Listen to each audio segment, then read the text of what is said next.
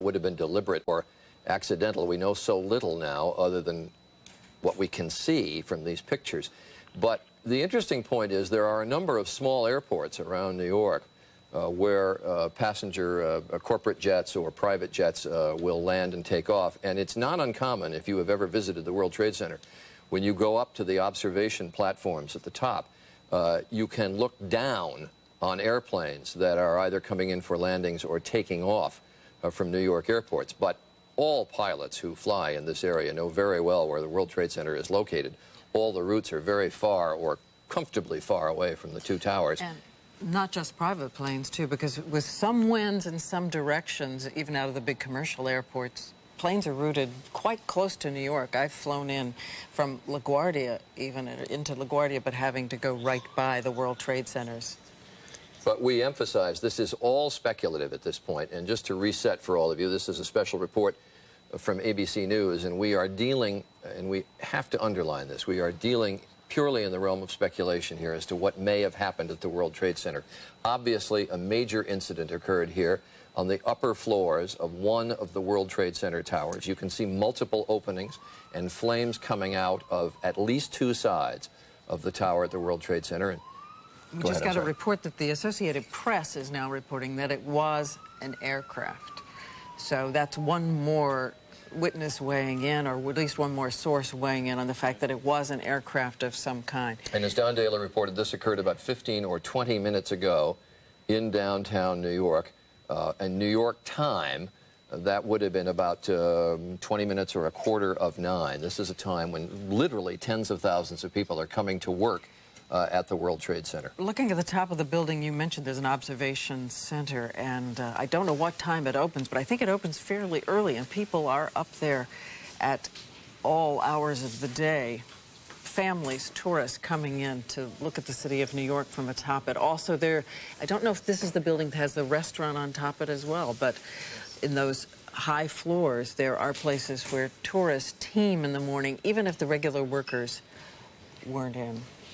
And we remind you again that there was a terrorist bomb that did go off at the World Trade Center years ago. It was down in the garage level, but we have no Obviously, reason, no indication that this could have been related to that. Right.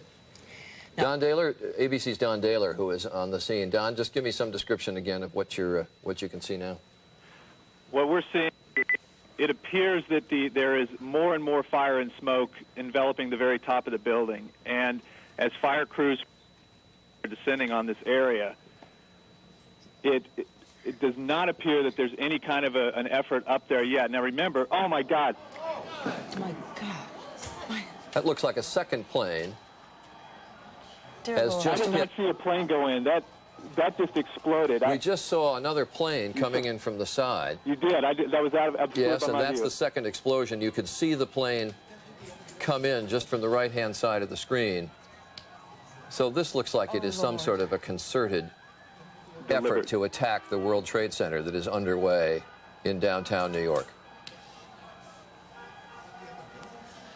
We will see that scene again just to make sure we saw what we thought. We're going to give you a replay of what we just saw, and I must admit I thought it was some sort of fire equipment coming in or some sort of observation plane, but it was obviously designed to attack the World Trade Center. We're going to show you that. Here's a replay of the videotape. In a second, that looks like a good-sized plane came in and hit the World Trade Center from the other side. So this is obviously, or would seem to be, and again, I'm dealing in speculation, but it would seem like there is a concerted attack against one of the towers of the World Trade Center underway. We had seen a plane coming in from the other direction earlier. I'd noticed it. Had you, Charlie? I didn't know if it was that plane that then circled wide and came back from another direction, but we all watched it.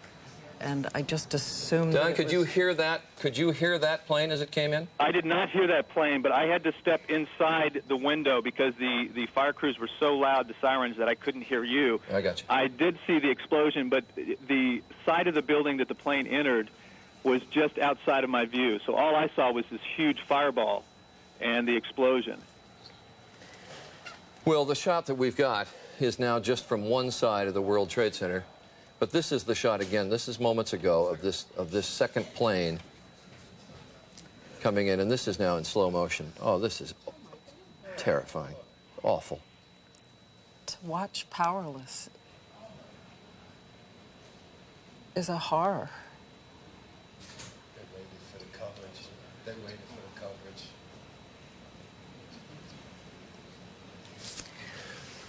All right, we're going to go back to live coverage. Now you're looking at live pictures, and there is the second fire, which was brought about by this second plane that hit the tower. And Don, from everything I can see, it was the same tower that was hit the first time, right? No, it's the second tower. It's the other tower. It is the other tower that was hit. My mistake. They targeted it, from what I'm seeing on the television. From your view, the two towers are in, one is in front of the other one, but it was definitely the second tower that was hit, about halfway down, not quite as high. And from my view here, it does not seem to be as big, as much damage as the original. I don't know if that means it was not as big a plane or what. I did not see the plane go in, but it's horrendous damage. But it doesn't seem to be the gaping hole through two sides of the building like on the first one. Don, from your vantage point, can you see if there are people coming out down below? I can't see the bottom of the base of the buildings. There's the wider shot of the two towers. Now, both towers have been hit by planes now in the last half hour. And again, I say we are totally powerless in knowing what's going on here, except that it would obviously appear, it can't be a coincidence like this. It would obviously be some sort of a concerted attack against both towers of the World Trade Center. This is again, we're going to show for the third time this tape of the airplane flying in and hitting the World Trade Center.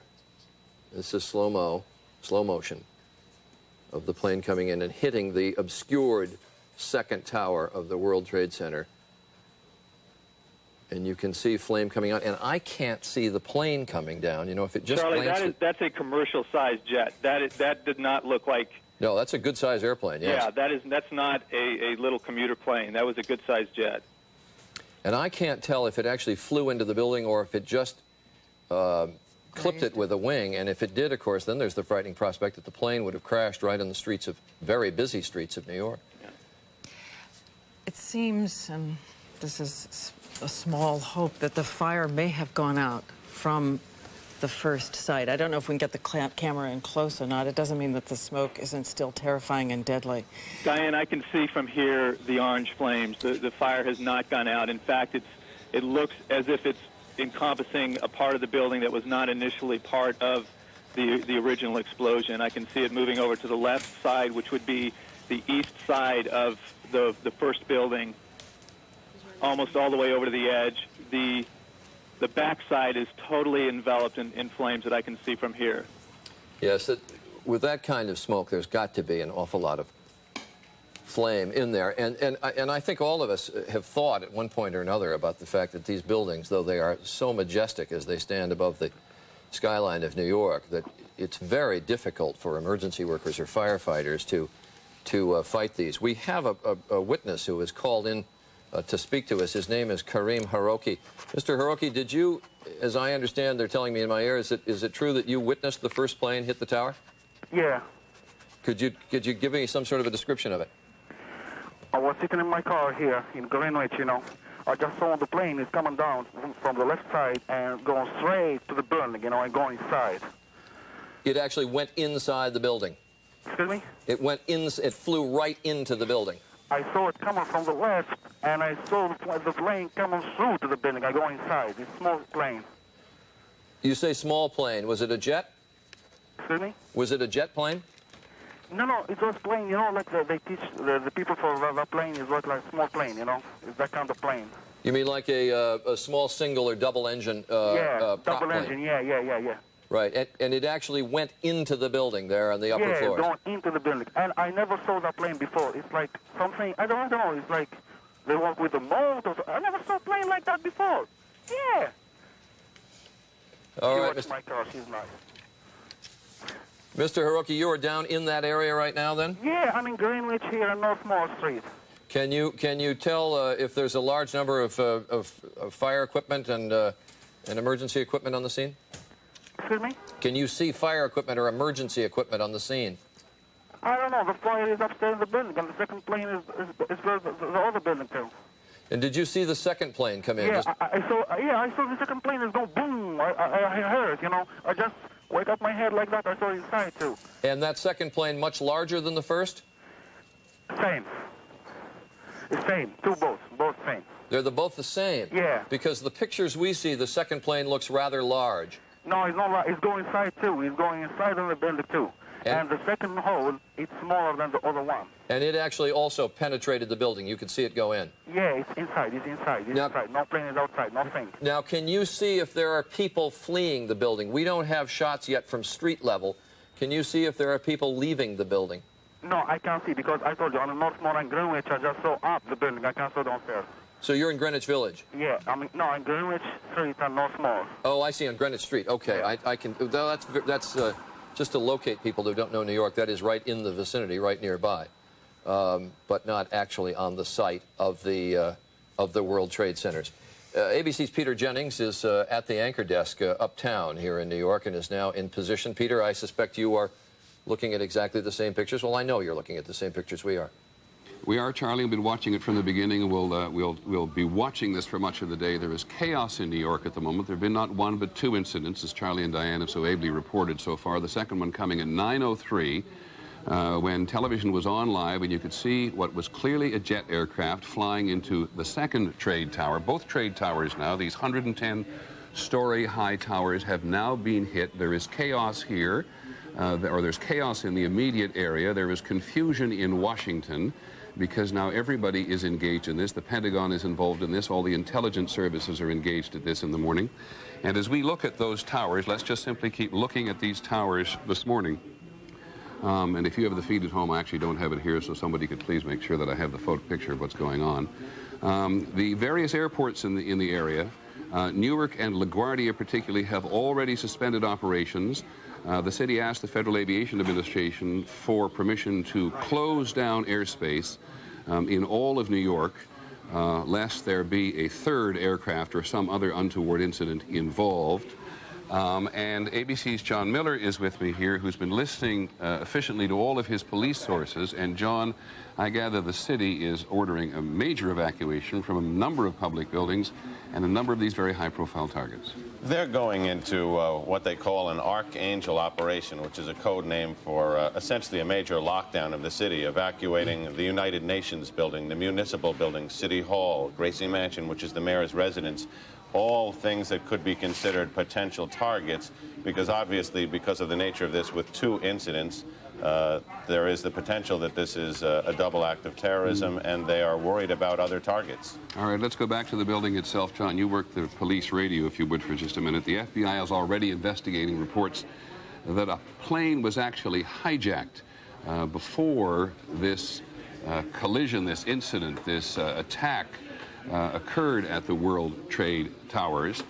In Washington at the moment, the presumption is that this is a terrorist attack, according to ABC's John McWethy, though it's very difficult at the moment for anybody to get a clear appreciation of what has actually happened, because it has happened so quickly.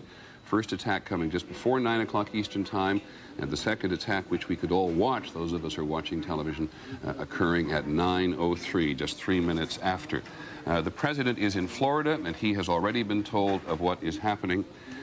These trade towers have always been, and you may have heard it already this morning, regarded as a prime target for this particular act of terrorism. As you know, there was terrorism at the World Trade Center before 1993.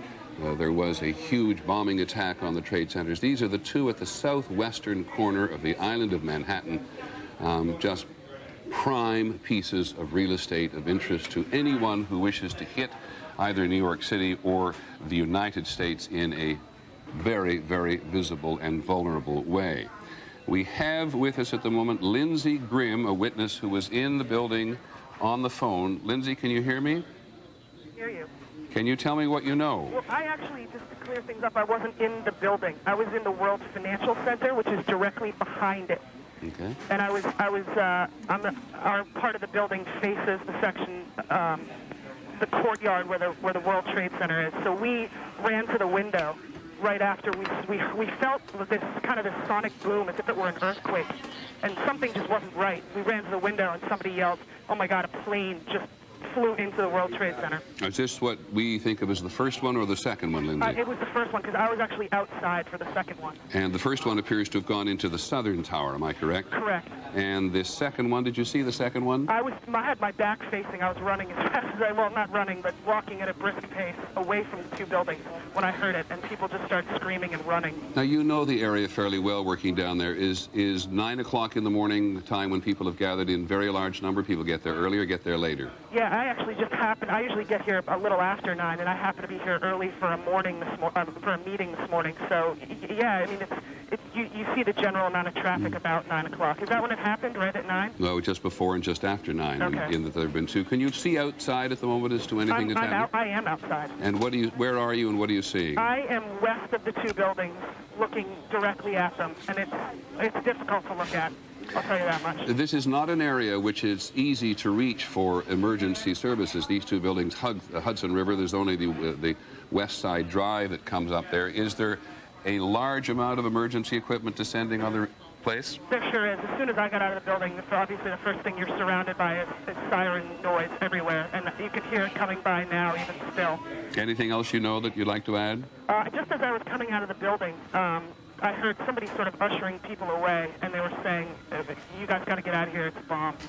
Many thanks, Lindsey Grimm, who saw this occurring, at least the first, hesitate to call it an attack. The first incident, we'll continue to call it for now, and very much the second one now. That's what it looks like. Both of the towers in the Twin Trade Towers are now on fire. We have no idea whatsoever the measure of casualties inside or the measure of damage inside, though you can only imagine it. The New York City Office of Emergency Management said to us a short while ago they do not know what happened yet. Want to check in very quickly with the President of the United States, John Cochran, who was with the President in Florida. John? Peter, as you know, the President's down in Florida talking about education. He got up out of his hotel suite this morning, was about to leave. Reporters saw the White House Chief of Staff, Andy Card, whisper into his ear. Then reporters said to the President, "Do you know what's going on in New York?" He said he did, and said he will have something to say about it later. His first event is about a half an hour at an elementary school in Sarasota, Florida. Thanks, John. John Cochran with the President. President's in Florida today pushing his education reform. It will get wiped off the agenda today in view of this extraordinarily serious accident. For those of you who don't know the Twin Trade Towers, and it's a popular destination for tourists when they come to New York City, it has financial offices in it, it has government offices, it has lots of access on the top above where this incident actually occurred, where tourists come.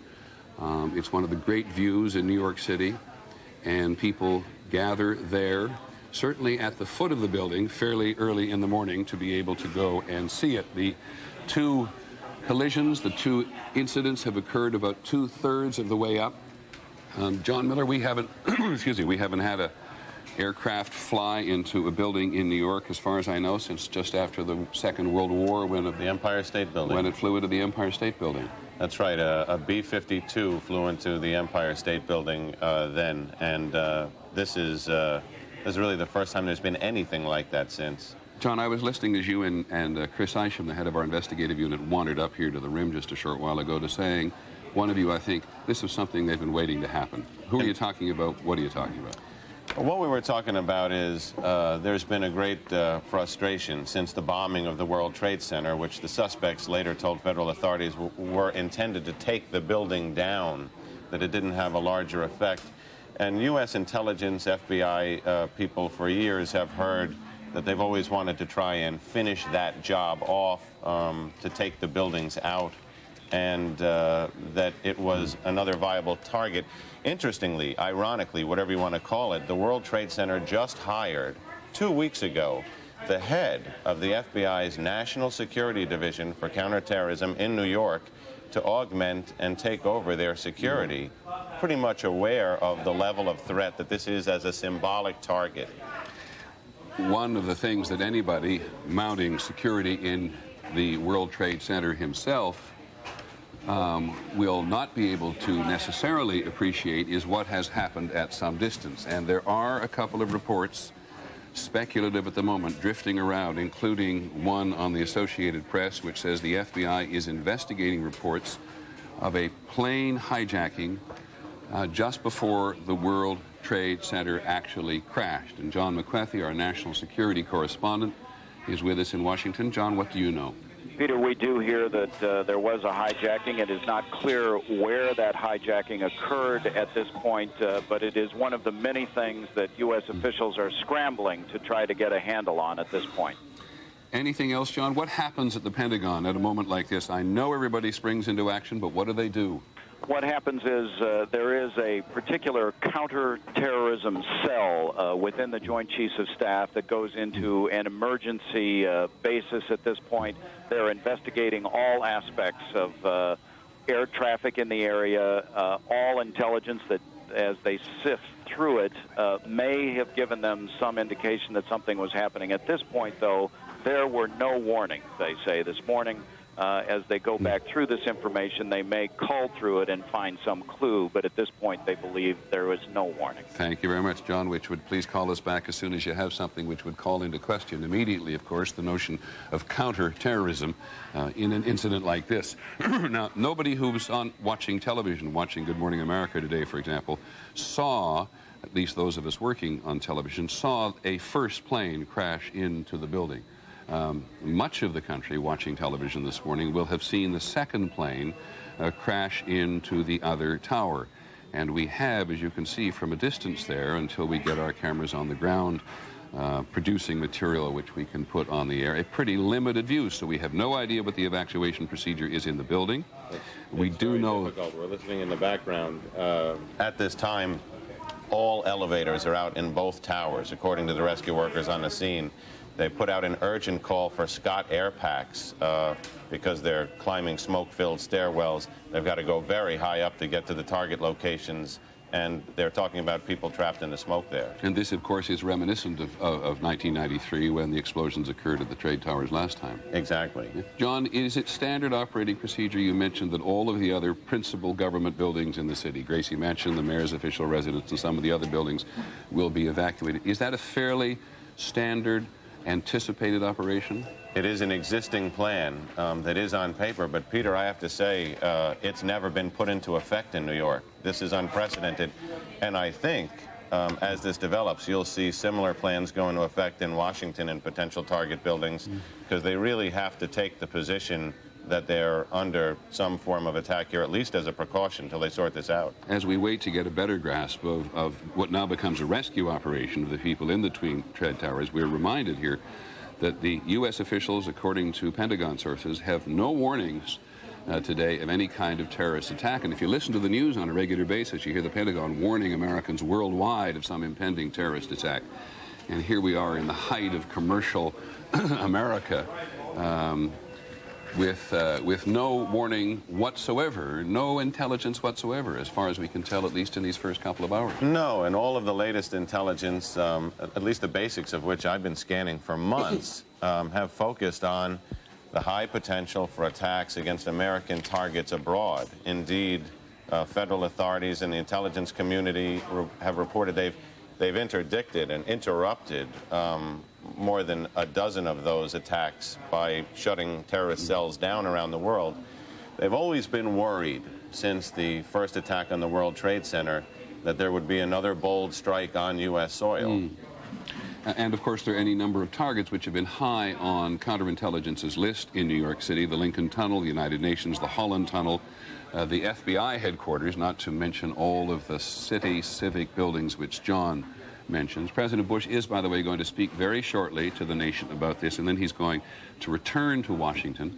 And we have on the phone our principal aviation analyst and expert, John Nance. Good morning, John. Morning, Peter. What would you like to contribute to this? Because one knows that it is indeed possible to fly an aircraft into a building if one intends to do so. If one intends to do so, that's correct. And unfortunately, when you've got something that has been as worrisome a target as the World Trade Center, regardless of the way we've hardened it up on the ground, they have apparently, whoever they is, picked the one vulnerable area. The thing that is most disturbing to me is not only the fact, of course, that there are people more than likely in that building that have been directly affected by this, but that we may have an innocent load of passengers.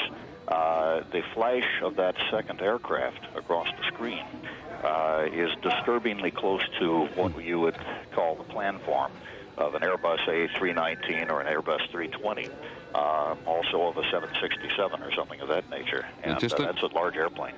John, let me go slowly with you and we'll actually put it on the screen again very slowly so that we can see it come across screen. Are you able to identify specifically the type of aircraft by looking at this videotape as it comes across? Can we roll that, please? I'm watching that right as it comes across the screen, and it is more than likely not a Boeing 737. That profile, Peter, is very close to an Airbus A320, A319. And who flies the Airbus 320, 318? We have quite a few airlines. Okay, so very few private ones. All right, and John comports a little bit here with at least these initial reports that the FBI is investigating reports of a hijacking just before the second crash occurred. We had no... John, let me just ask you one other technical question about just flying in the World Trade Centers. When the first incident occurred, it was reasonable for people to suspect that that was an accident. Yes. From a flying point of view, is the World Trade Center always something to worry about if you're taking off for one of New York City's airports? Not really. And the fact that we have had all these years since that B-25 crashed into the Empire State Building tells you a lot about the flight paths around New York City. You have to be so disastrously out of contact and off course, and so many things would have to go wrong to imperil any of the buildings in Manhattan. The fact that it hasn't happened tells us really how rare a situation it would have to be. John, the FAA immediately asked for New York City airports to suspend operations. We can confirm that Newark and LaGuardia have closed down. And Kennedy and Teterboro and Westchester. Yes. They've essentially asked all airports within a 20-mile radius to put a hold on anything taken off. Teterboro Airport, which is in New Jersey, just on the west side of the Hudson River, and Westchester, which is maybe 40, 50 miles north of New York City. They're all suspended operations. Standard, easy to do, John, quick to do. It seems to have been so. Fortunately, very, very quick to do because they're all controlled by air traffic control towers, and they can put a halt to the operations with one phone call. Okay, John Nance, thanks very much. Call us back, will you, if you learn anything. Peter, one of the difficulties they're going to face, as you can glean from this picture here, is the people who are trapped and need to be rescued are on the upper floors, but you see the plume of smoke covers the roof. The last explosion was at the bottom of the building and the smoke rose up, but they were able to make a series of daring rescues by landing, and they've trained for this and retrained, landing police helicopters on the roofs of the Twin Towers and pulling people out. It's going to be very difficult, since the roofs are now enveloped in smoke, for the police helicopters, which are arriving at a landing zone now, just below the World Trade Center, to be able to get up there till that smoke dissipates. And that's where they had expected to pull a lot of people out this time because they had so much success the last time. Similarly, John, if you look at the two buildings, it does appear that at least in the northern tower there, or the left tower as you see it on the screen, below the incident, the building at least looks on the outside to be reasonably secure, and people will have a long, horrendous, terrifying walk down in a darkened building, but will at least be able to get out on the ground. By the way, Claire Shipman, ABC's Claire Shipman just called in. She's been checking with the FBI. She also says that the FBI had no warning whatsoever. Their crisis management operation in Washington is in place in conjunction with the Federal Aviation Administration. They are all now, which makes perfect sense, focusing on the recovery of survivors. The New York Stock Exchange has delayed indefinitely its opening today. This will just have not only an extraordinary effect on the national psyche, one surmises, dissimilar perhaps, but from what happened in Oklahoma City, but a very clear reminder to those of us in the United States that terrorism of a huge magnitude with which we're somewhat more accustomed in the Middle East and in Africa, given the attacks on the U.S. embassies a couple of summers ago. But a reminder again that as far as international terrorism is concerned and people's anger and even desperation on this occasion with the United States is going to find itself manifest here on U.S. soil. John, is the Here's the president now in Florida. I wonder if everybody knows there what's going on. We'll listen to him. Ladies and gentlemen, this is a difficult moment for America. I, unfortunately, will be going back to Washington after my remarks. Secretary of Rod Page and Lieutenant Governor will take the podium and discuss education. I do want to thank the folks here at Booker Elementary School for their hospitality. Today, we've had a national tragedy. 2 airplanes have crashed into the World Trade Center in an apparent terrorist attack on our country. I have spoken to the Vice President, to the Governor of New York, to the Director of the FBI, and have ordered that the full resources of the federal government go to help the victims and their families, and to conduct a full-scale investigation to hunt down and to find those folks who committed this act. Terrorism against our nation will not stand. And now, if you join me in a moment of silence.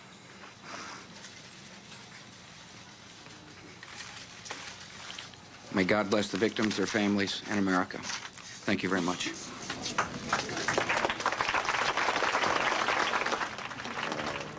President clearly shaken, I think one can say, confirming what we think we all knew, which was that 2 aircraft in an act of terrorism crashed into the Twin Trade Towers. Nobody was quite certain about the first one at the very outset, but the president absolutely, having talked to the Vice President, the Governor of New York, the Director of the FBI, now believing and confirming that we have 2 terrorist attacks on the World Trade Center, and the president saying the 2 things which a president must say at a moment like this: terrorism will not stand,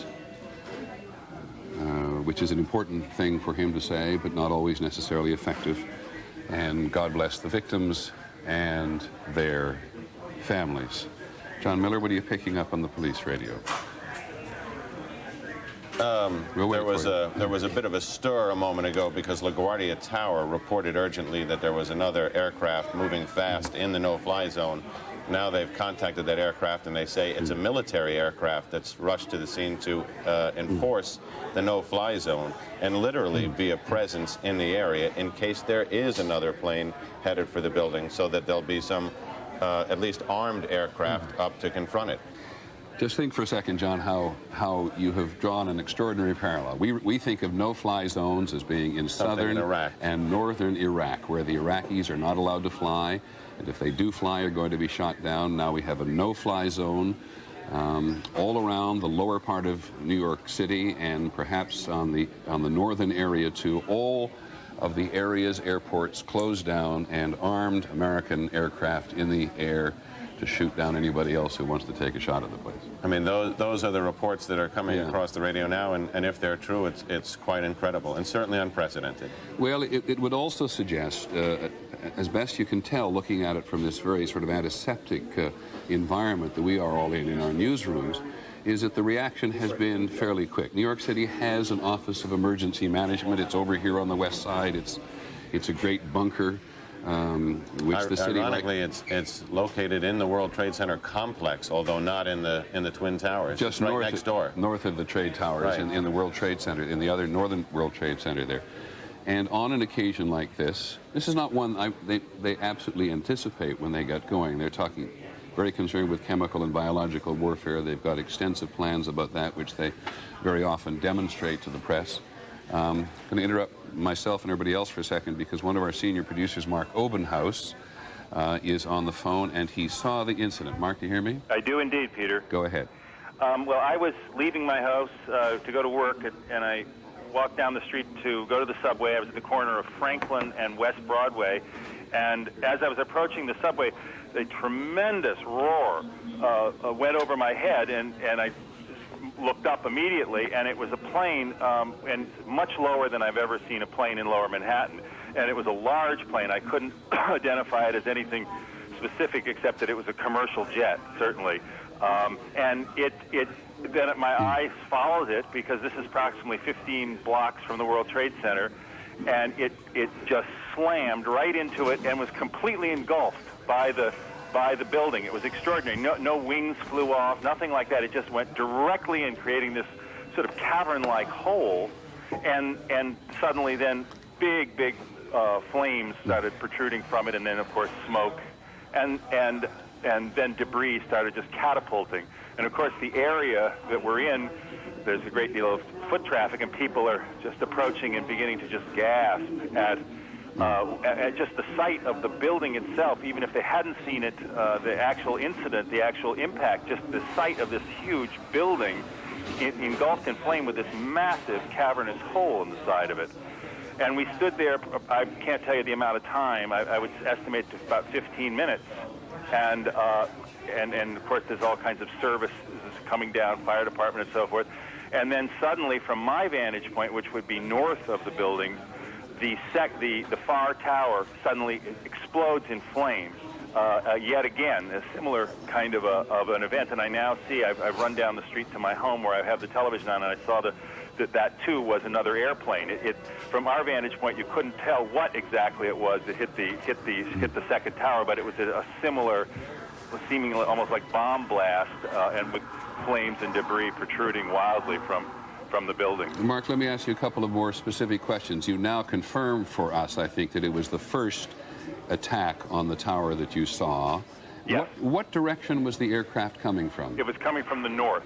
It was coming from the north down over Manhattan itself? Yes. It would have been flying roughly over the west side. I'm on, as I say, West Broadway, which is probably a quarter mile from the river. So it was on a direct path north, from the north, into the north tower. Do you remember whether it had 2 engines, 3 engines, or 4 engines? I do not. It was very quick. It struck me, the profile, the body of the plane was of such scale that I immediately identified it as a commercial jet. It happened so quickly I couldn't tell whether it had windows on the side or what. It could very well have been some sort of a transport plane, but it was a large plane.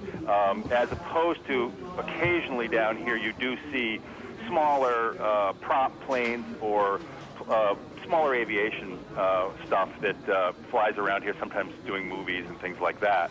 But in all my years down here, and I've lived down here for about 20 years, within walking distance easily of the building, I've never heard anything like this, and that's why I just immediately glanced up and just followed the track of this sound and this huge plane that was swooping over my head. Could you see any markings on it whatsoever? No, I did not. It was too quick. I can't give you any kind of identifying help on what it was. Do you remember what color it was? My impression was that it had a tan coloration to it.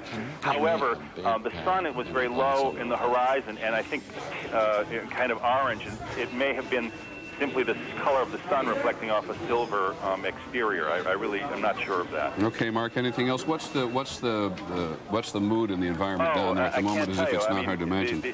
Everyone who glimpses it close up, it's quite different seeing it from the ground than on these television pictures that I'm now looking at, because it's close to you and you see what the impact must have been like, and you see the kind of devastation that has incurred by the buildings, and it's just frightening is perhaps even too mild a word. Okay. It's absolutely just a horrible sight. It reminds you of the worst kind of effects in movies that, you're reassured watching a movie that it's an effect, but this is not. Well, Mark, you and I were supposed to have a meeting not long from now. We'd prefer you to go and work the story, if you would, and call us back as soon as you can. I will indeed. Many thanks. Mark Obenhaus, one of our senior producers on the phone, who saw the incident, describes it as a large plane, not sure what the color was, not sure the number of engines it had, which in his mind, he's a very experienced reporter, reflects the speed and surprise with which this aircraft, this is the first one we're talking about now, just before 9 o'clock, approached the World Trade Towers from the north, causing the first huge gap in the building. And Mark describes the plane being engulfed in some respects by the building. Didn't see wings fall off, saw it go absolutely, totally, almost as he described it, into the building itself. And we now have had one of the enormous difficulties about terrorism, everybody knows, is that you almost immediately get a claim of responsibility, and you may get several, and people's suspicions get ramped up given the obvious nature of people who they think are or know are involved in terrorism around the world.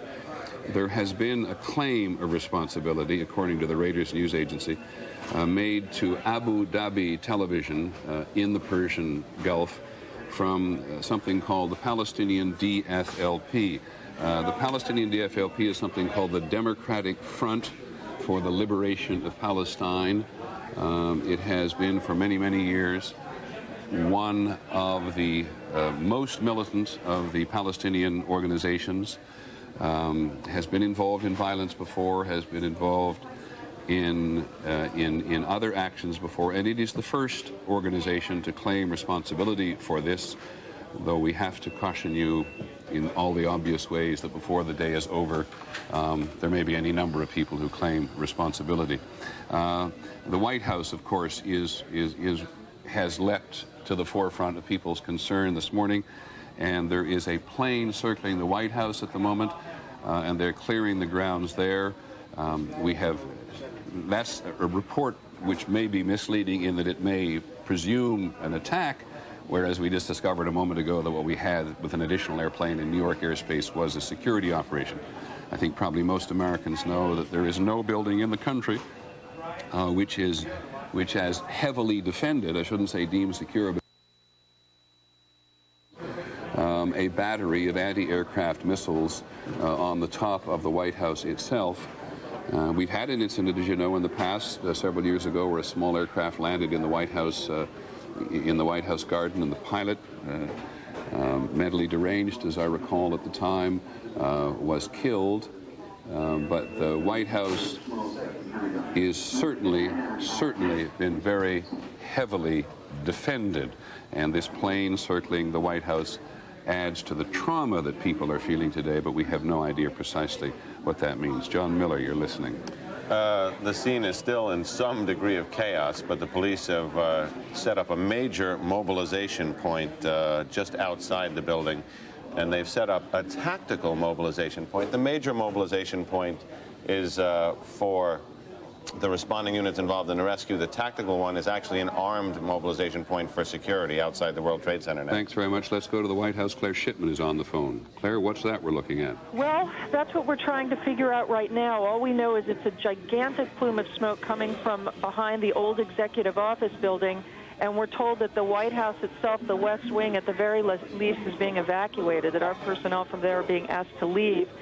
We've sent people running over there to try to find out what it is, but we don't know yet. Now, the old executive office building is slightly to the west and a fraction to the south. So we are looking southwest from a camera just across Lafayette Park, which is north of the White House. The White House is to the left side, out of your picture. Maybe even the cameraman could give us some appreciation. But you have no idea. Was that an explosion? Did you hear anything? We did not hear it. In fact, we were trying to figure out from the White House what security precautions they were taking around the White House in the wake of the apparent attacks on the World Trade Center, and we suddenly just saw the smoke rising from behind the old executive office building. We have people on their way there now, but it's like nothing I've ever seen. I mean, we've never seen that kind of smoke coming from anything that would ordinarily occur here. I must also tell you, Claire, I think if you think about what's behind the EOB there, you're really down in pretty open area. It doesn't look like a place where a building would be on fire. No, that's right, although there are a number of buildings just behind the old executive office building on G Street that could potentially be on fire, but nothing you would necessarily think of as a target. Apparently, we're also... Claire, let me interrupt you for a second. We now have fire confirmed at the Pentagon. John McCarthy at the Pentagon can hear me. John, please get in touch immediately if you can and brief us in there.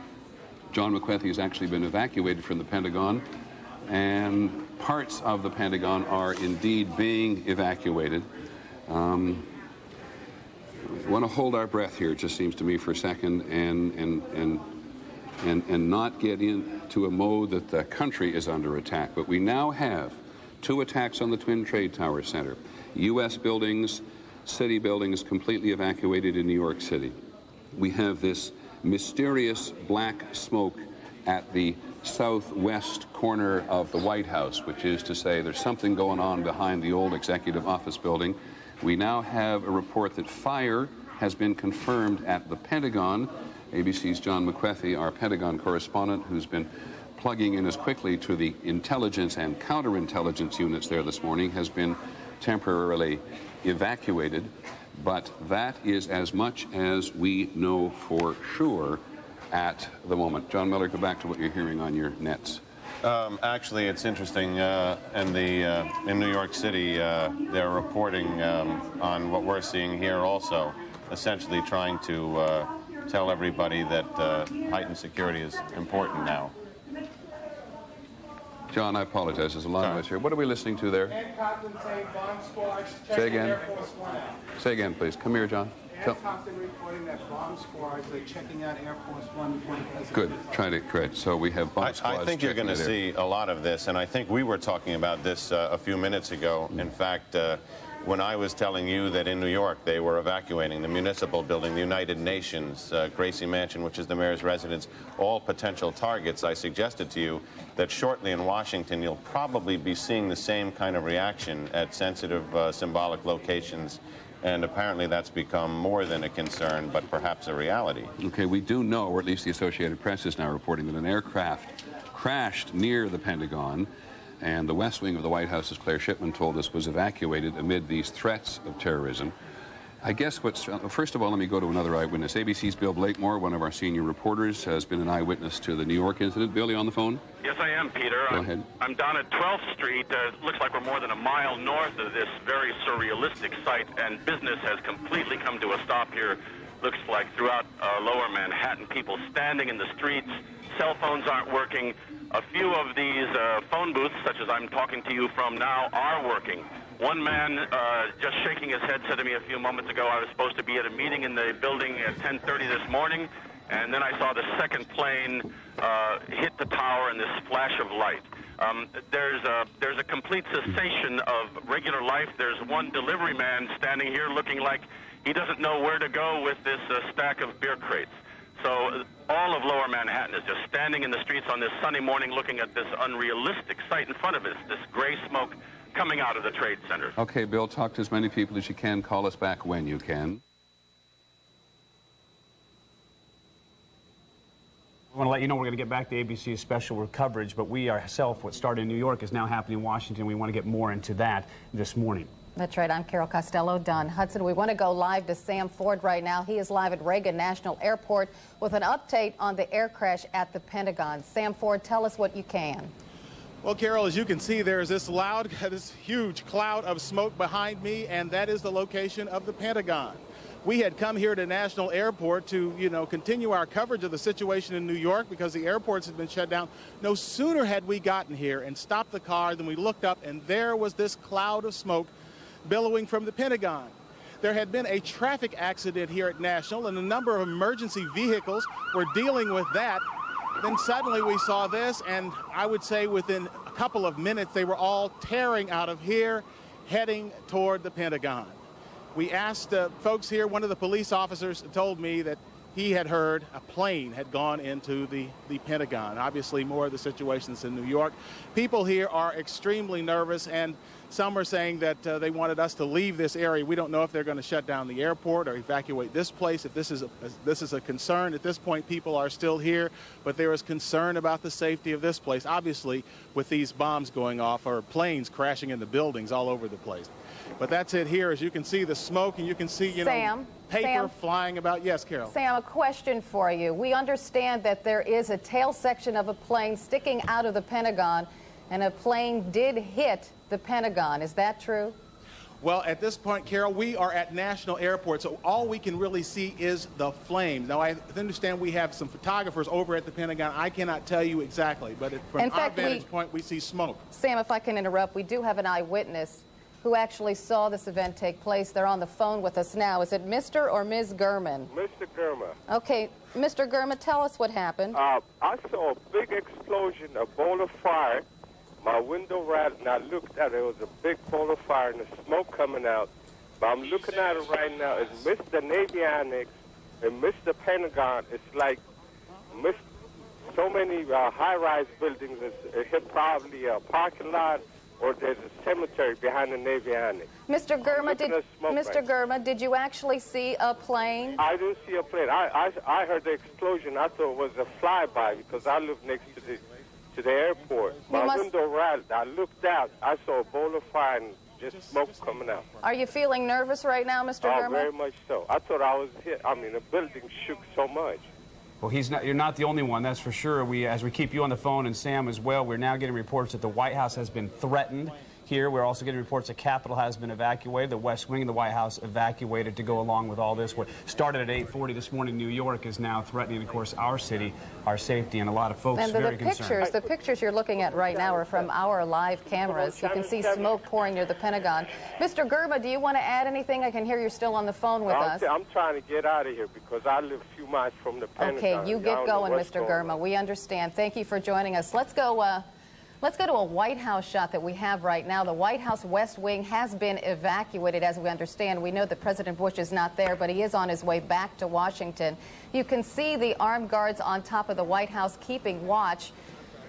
But at this point, they, as well as we, don't know exactly what's going to happen, but everyone is on standby, as you might expect. And as you mentioned, in case people are wondering and didn't see President Bush in Florida for an educational issue down there, he made a brief announcement about this and said he was on his way back here to deal with it, and of course saying that the terrorist acts will not be tolerated and that they will be looking into it. But after he made that comment is when it happened at the Pentagon. At that time, only the 2 planes had crashed into the Twin Towers, the World Trade Center in New York. We wish we could tell you more about what's going on in our own backyard at the Pentagon. We don't know if there were any injuries. We do know there was a construction scene on the scene at the time.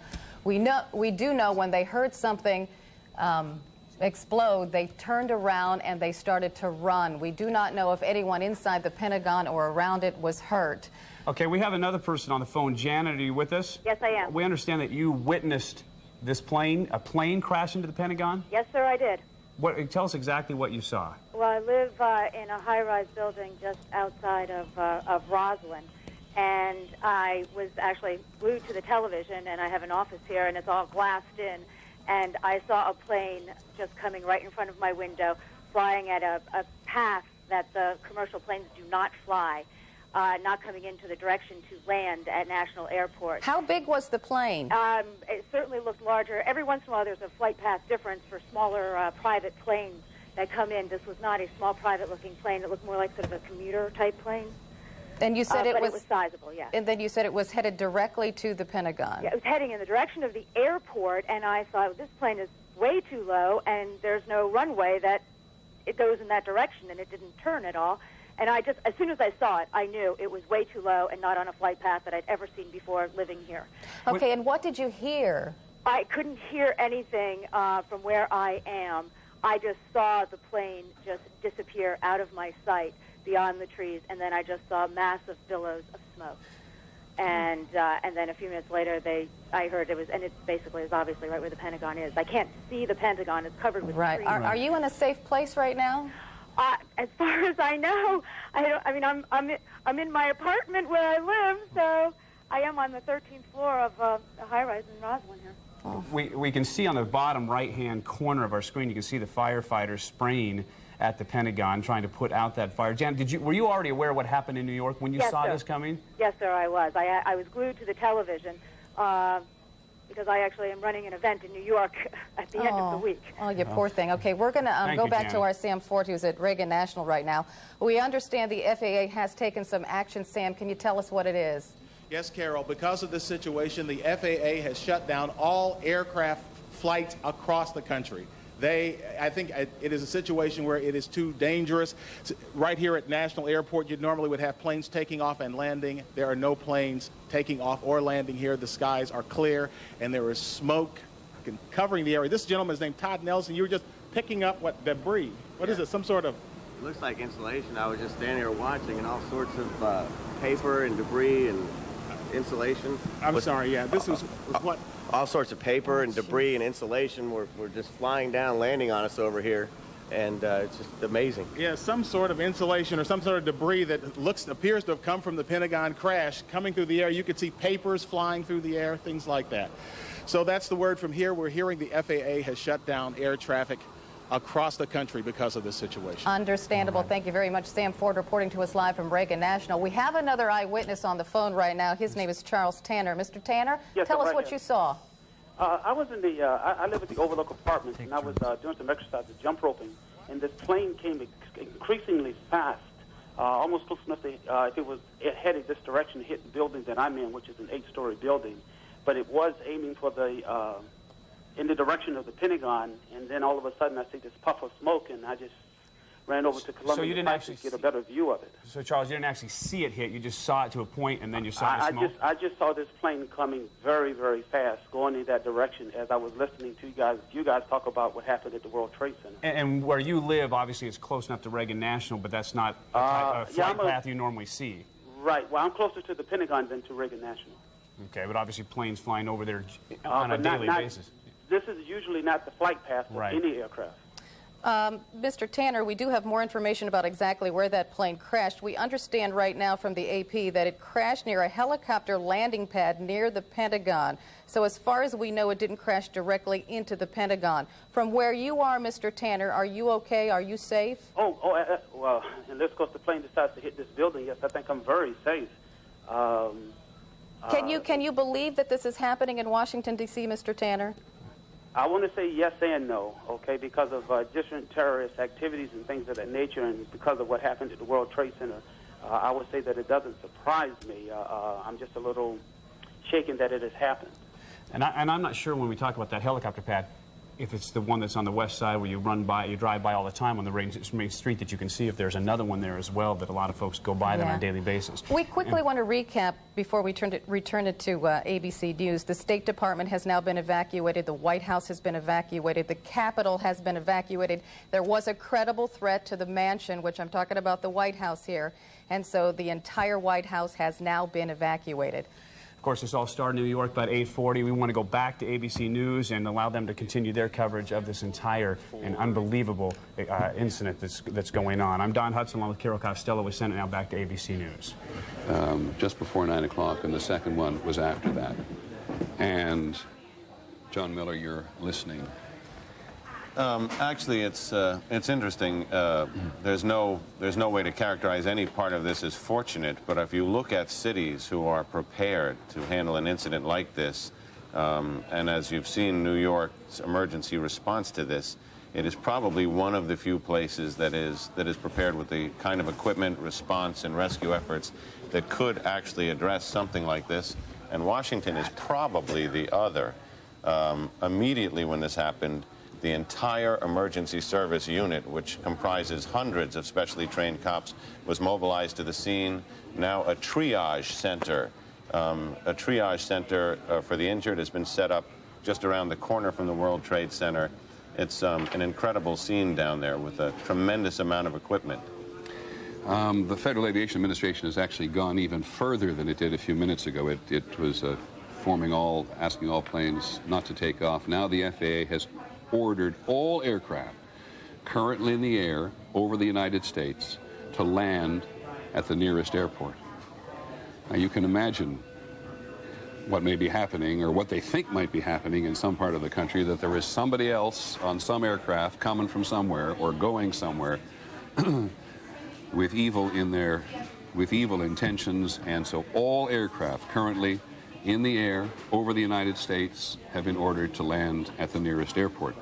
I think hang on a sec, John. I just want to check one thing, because one of the very first people the president talked to was the director of the FBI, and Pierre Thomas, who covers the Justice Department and the FBI for us, has been here. They may think they prepare for this kind of thing, Pierre, but man, it must have been a shock. Stunning shock. The FBI Special Operations Center is now in full alert. The FBI extremely concerned that there would be additional attacks. Normally when you have a situation like this, they immediately get on the line with the CIA, the various intelligence agencies, trying to get a sense of who might have been planning something. But right now, the first order of business is to protect against a second attack, third attack. The feeling is normally when you have this kind of situation, there will be more attacks almost immediately. Let's go to the trade tower again, because, John, we now have what do we have? We don't... It looks like a new plume, a new large plume of smoke. Now, it may be that something fell off the building.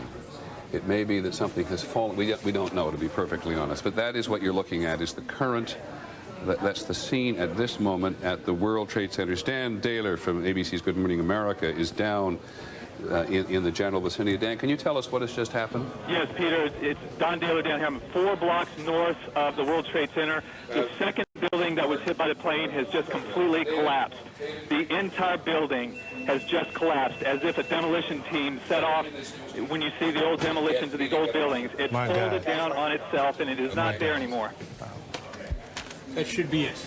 Thanks very much, Dan. Completely collapsed.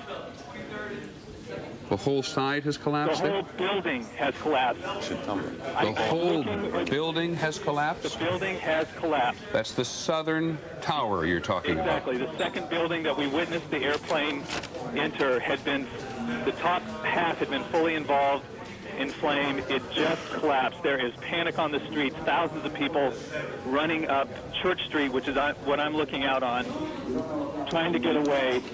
But the entire, at least as far as I can see, the top half of the building, at least half of it, I can't see below that, half of it just started with a gigantic rumble, folded in on itself, and collapsed in a huge plume of smoke and dust. We're talking about massive casualties here at the moment, and we have,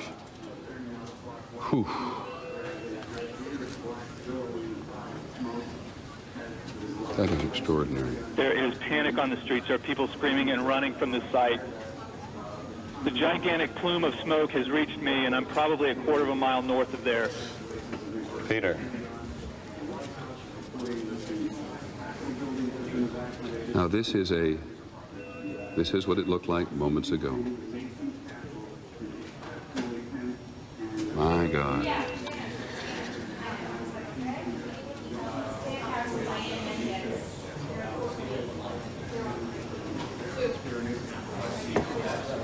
The southern tower,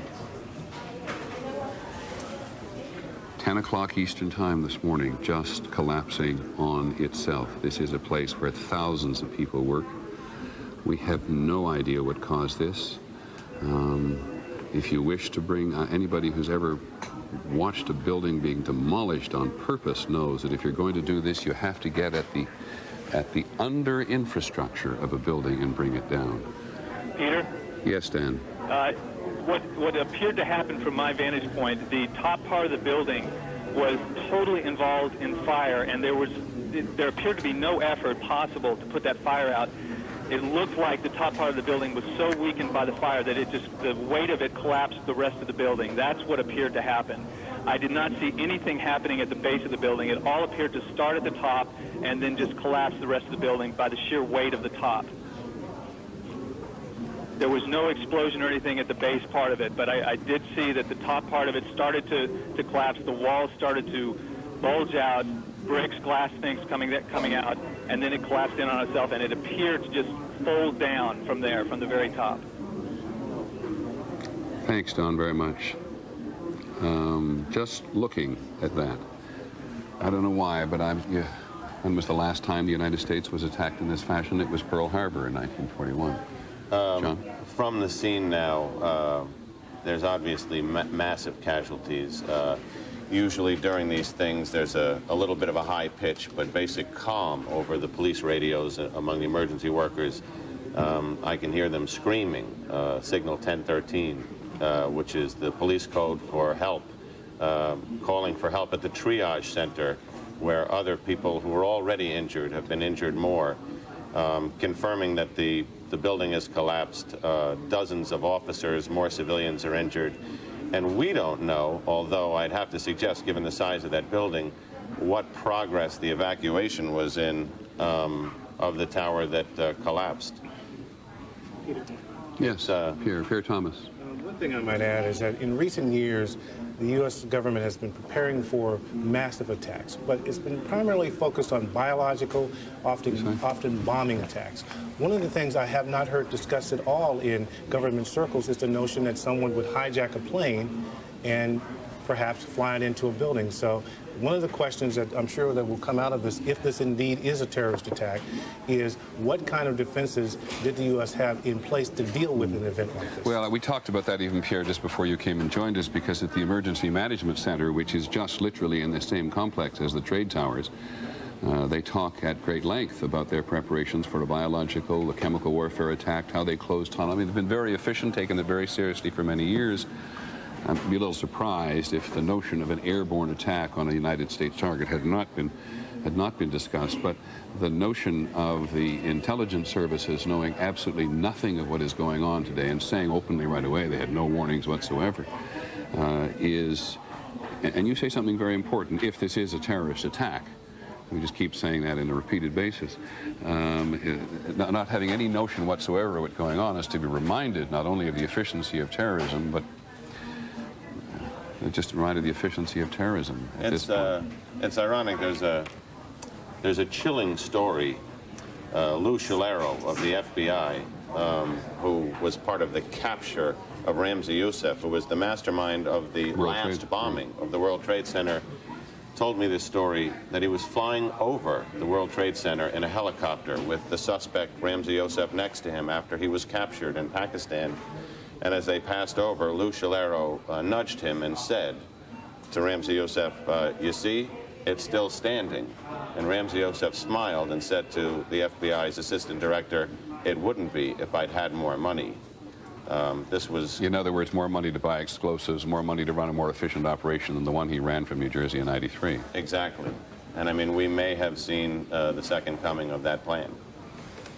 John McWethy is on the phone at the Pentagon.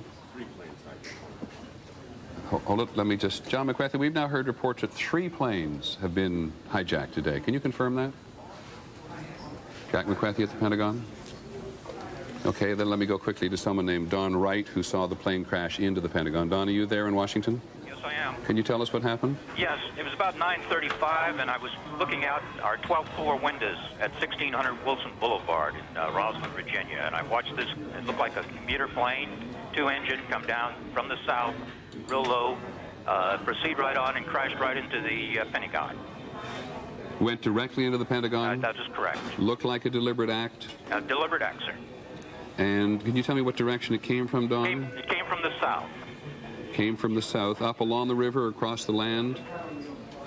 It came from the south.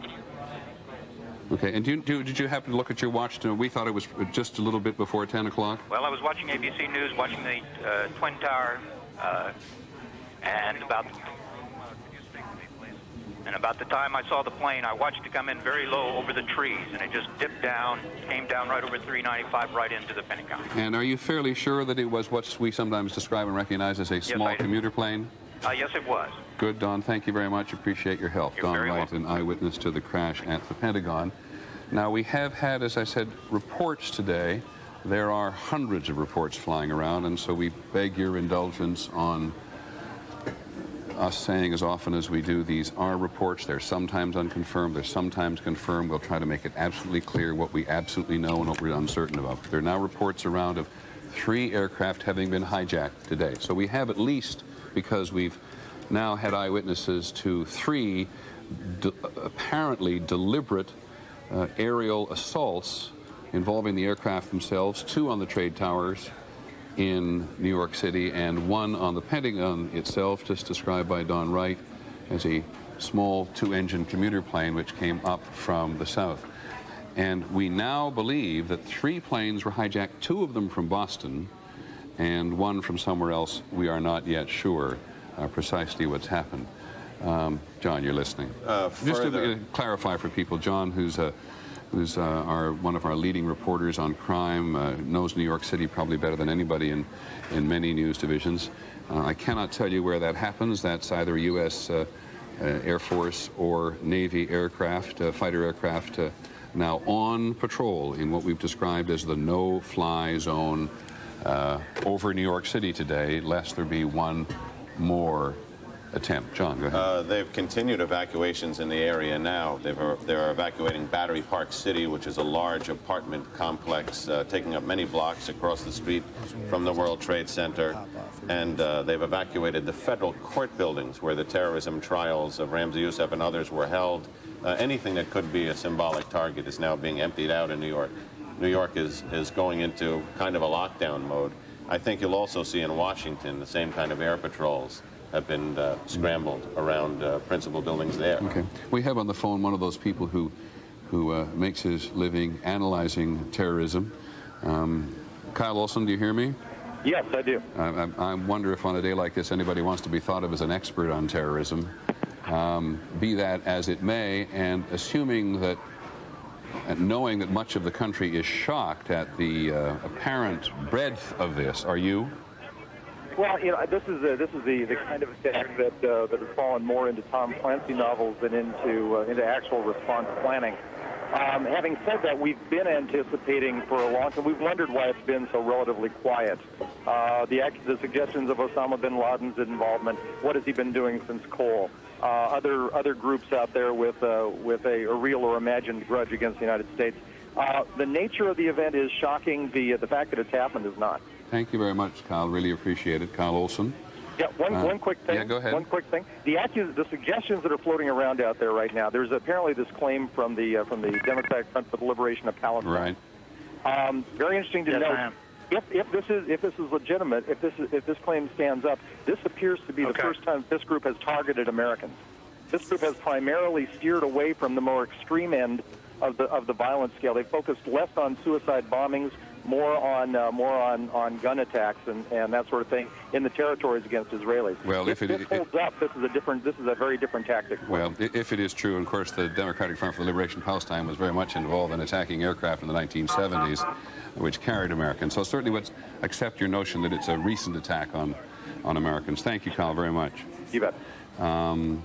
As Mr. Olson makes clear, there has been at least one claim, and those of us who cover this for a very long period of time are always suspicious of claims. People who cover international terrorism. I'm going to interrupt myself. Linda Douglas, our Capitol Hill correspondent, I think is on the phone, and if she's not, she already reports there has been an explosion of some kind at the Capitol. Is Linda Douglas on the telephone? Let's get her on the phone as quickly as we have. She just reported a couple of minutes ago that the leaders of the Congress, Senator Lott, Senator Daschle, the Republican and Democratic leaders in the Senate, had been taken to some undisclosed secure location. Our general assumption is that there's no panic involved in this, that somebody in the Capitol building, as someone in the White House, has a book which says that when these things happen, Kerr Thomas, maybe you can confirm this for me, when these things happen, there are certain modalities which you behave, and as you see the hierarchy of the American political establishment and military establishment being attacked, you want to protect the chain of command. Absolutely. The first thing they try to do is get everyone in secure positions so they can gather information and make decisions about what to do next. One of the things that law enforcement officials had been planning for is the notion of a multi-tiered attack, an attack occurring in multiple places simultaneously.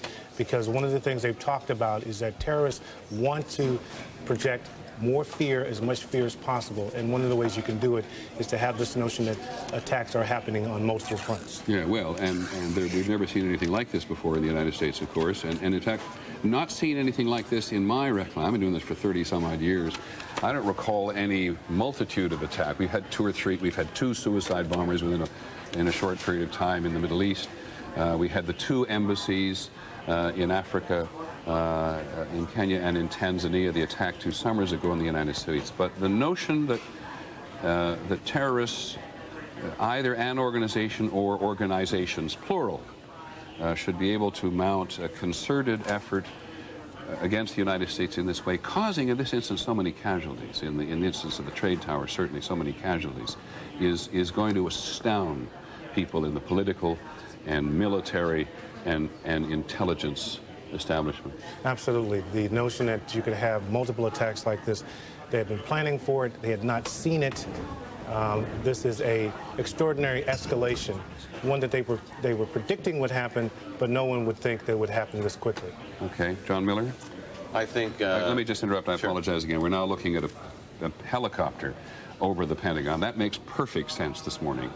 But given the fact that we're all sensitive to the presence of any aircraft, that was a helicopter that just flew across the screen. That is, and as we had at least one eyewitness said this was an attack on the Pentagon from the south.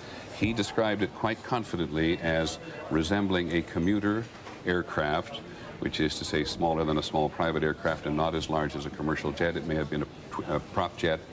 It may have been a jet, but it's a smaller version of the jets which so many people in so many middle-sized American cities are now accustomed to seeing. In terms of the realm of terrorism, this is going to be a real first test, literally by fire, for the Bush administration. You recall, after the embassy bombings in East Africa, the Clinton administration waited about 10 days and launched a missile attack against the camps of Osama bin Laden, who they felt confident at that time they could say was responsible for it, and who's since been charged in it.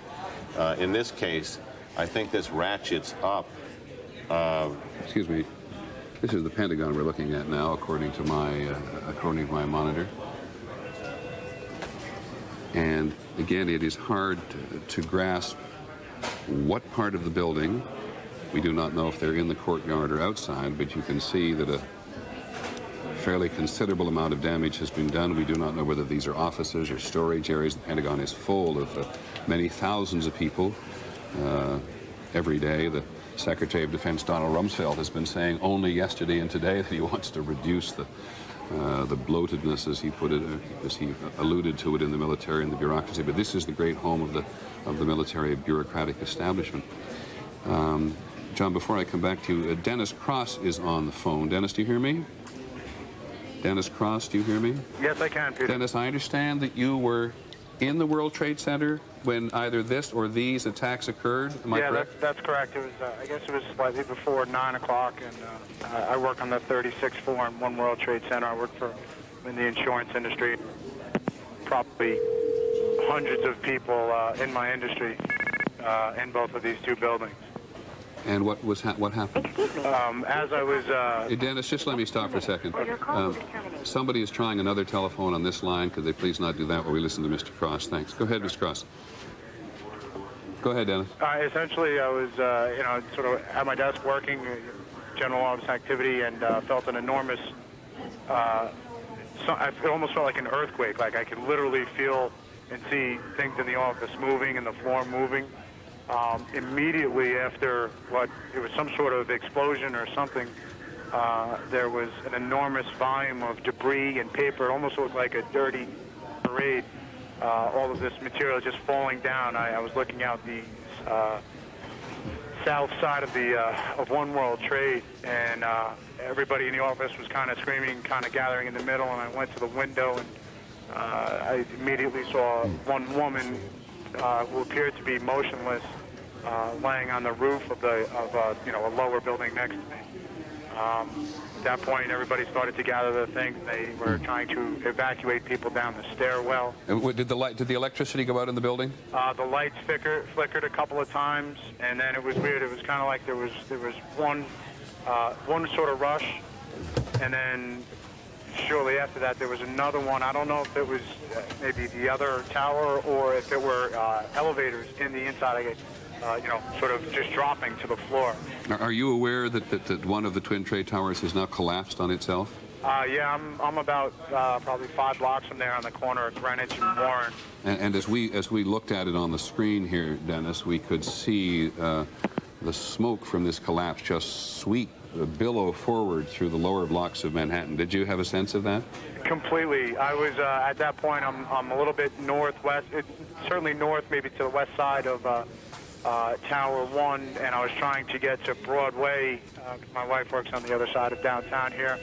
I'm still trying to get there, but the smoke, I couldn't see. It was a wall of smoke, and if you were in it, you couldn't see. If you were out of it, you could just see the wall of smoke. It was how never difficult? Seen anything. I'm sorry for interrupting. How difficult was the evacuation? I'm sorry, say that again, Peter? How difficult was it to evacuate the building from at least from the 30? There were 110 stories in the building. I would say that it wasn't It wasn't extremely difficult. It was just slow going down a somewhat narrow stairwell. With light. If there was any sort of, people who weren't able to move quickly, then it literally slowed down or stopped everybody. I was on 36, so it wasn't too terrible. When I got down to, the 15th or 12th floor or so, there was water coming in from the doors, kind of at our feet level. And then it just was a waterfall down continually down all of the stairs, probably, in some cases 3-4 inches deep. At that point, sirens and alarms were going off, and then people started to get a little frantic there. Dennis, thank you very much. Okay, I really appreciate you calling in. You're very Dennis welcome. Krause, who works or did work on the 36th floor of the World Trade Center in this particular tower, which is still standing. There's only one of the trade towers now standing, the other having collapsed on itself not long ago. All of the federal office buildings in Washington have now been evacuated. All federal buildings in Washington have now been evacuated. All aircraft in the skies over the United States have been ordered to land at the nearest airport. All aircraft on the ground intending to go anywhere have been ordered not to take off because the country, this is the Pentagon, because we've just seen a moment ago that at least one portion of one side or building at the Pentagon itself has actually collapsed. And as we warned you, the whole business of responsibility, claiming of and naming responsibility would be complicated. And now we've, from the Middle East, a senior official from the Democratic Front for the Liberation of Palestine has denied any involvement, any connection to a double plane crash on the World Trade Center. It was, in fact, earlier on an anonymous caller who had called Abu Dhabi television to say that the DFLP was responsible. So for today, we'll put aside as best we can I'm trying to understand who did it, just knowing somebody who did it. Now, one of the planes that crashed into the World Trade Center was, as we said some while ago, American Airlines Flight 11 from Boston to Los Angeles. That has now been confirmed by the airline itself, or at least by their spokesperson, Lori Bassani. It was a Boeing 767. It would, under normal circumstances, if it were full, carry about 160 passengers, including 2 pilots, 9 or 10 crew, but we have no idea yet whether or not the plane was heavily loaded or not. Peter, big concern now from the scene that the Northwest Tower, the one remaining standing, is leaning and buckling in the northwest corner. They're moving back the mobilization areas, and they're cordoning off the area in a much wider zone now, because obviously they are now concerned about the possibility of a second collapse. I'm still desperately confused, John, about what may have caused the building to collapse.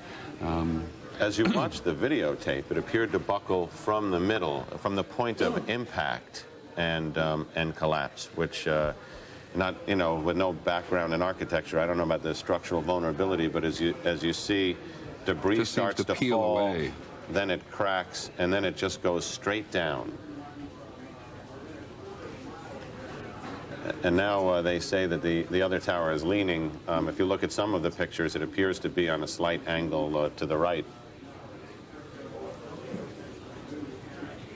They say the fire is also spreading downward now through the tower.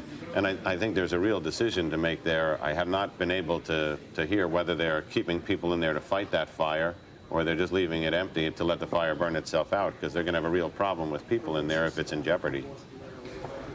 At the same time, New York firefighters have a reputation of staying until the very end. And if there are civilians in that building which need to be rescued, and clearly there are, then there's no way the emergency services, I can imagine, are going to pull out at this point. And if the elevators are disabled from that height, there's no fast way out.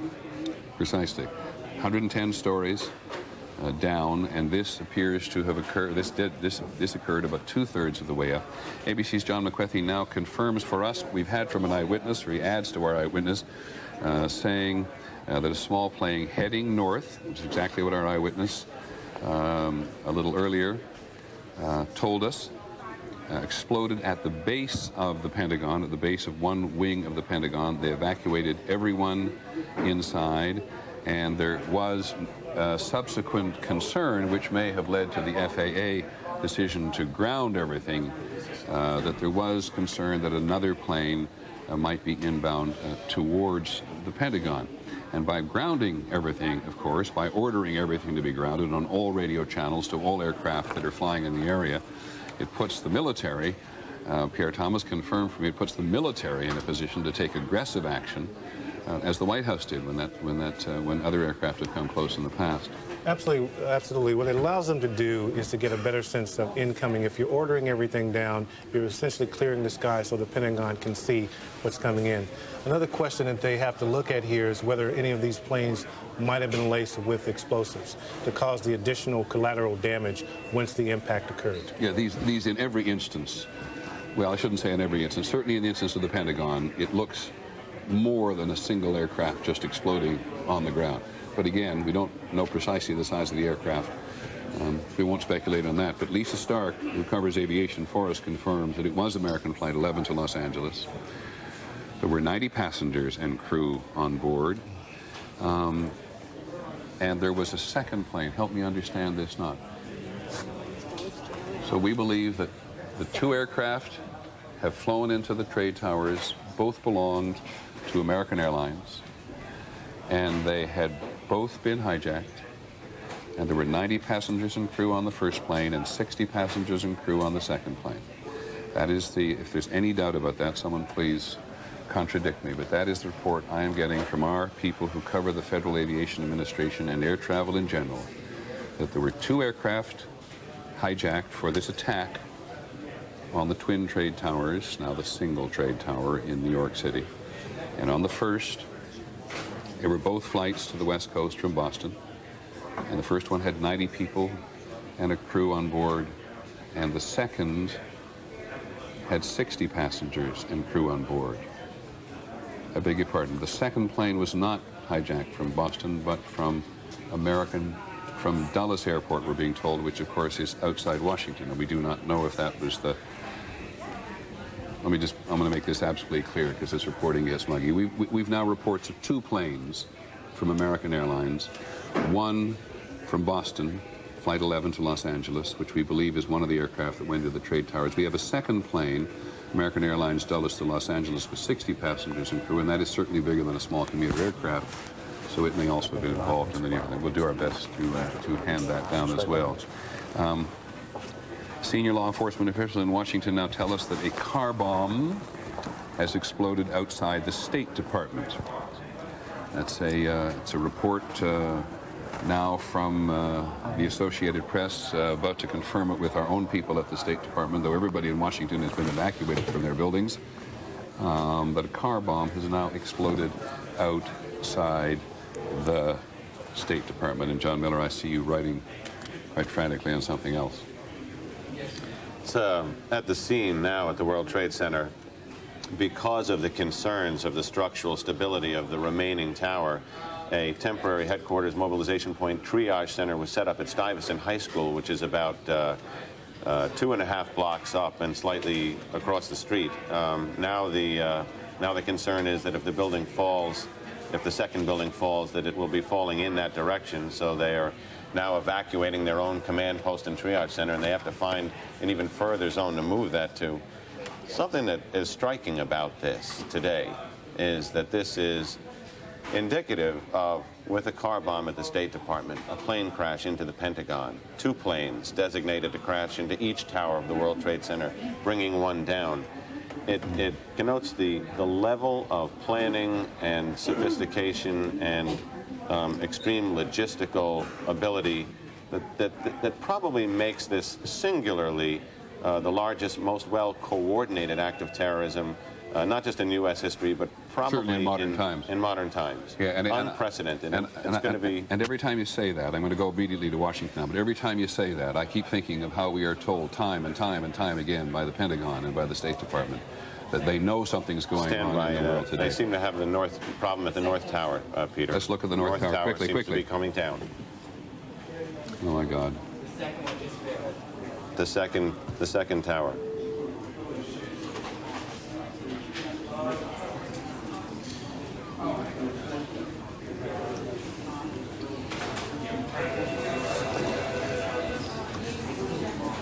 It's hard to put it into words, and maybe one doesn't need to.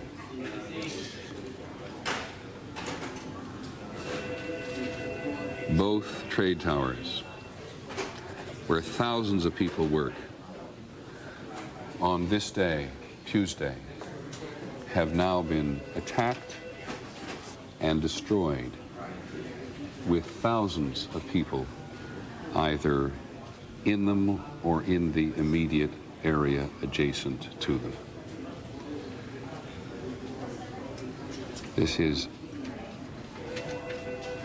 There is simply no way to accurately describe the emotion this evokes in people all over the world, friends of the United States and enemies of the United States as well.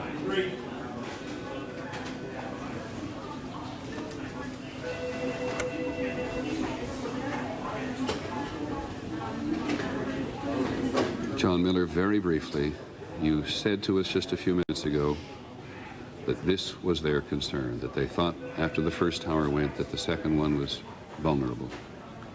There was constant intelligence that terrorist organizations, and specifically that financed by Osama bin Laden, was trying to mount another series of attacks against the United States. Of course, they thought of the symbolic targets. The most symbolic was the World Trade Center because it had been attacked yet not brought down. And it seems that those concerns that even caused the World Trade Center to hire a senior FBI counterterrorism official just weeks ago to try and beef up security have come home to roost. It's also interesting to say that there is no type of security which would have prevented against this today. Well, that may not. I was going to say that may not altogether be true, because security operates in waves and concentric circles out around the world. Now we've lost the picture from there, so now we have it again. Well, wherever you are in the United States or in the world today, the landscape of New York City has just been changed. And one has to assume that thousands of lives have been extinguished. And it may be presumptuous to say thousands, but thousands of people work in these buildings, and given the difficulties of evacuating these buildings, where, as we've said several times, the elevators may not have been operating and were not operating in at least one tower, tower number 2, the first one which is to go. That is the second attack on the southern tower, the first higher on this end of town, but both those towers have now gone. And here's a picture that doesn't exist anymore, because that's not a live picture anymore.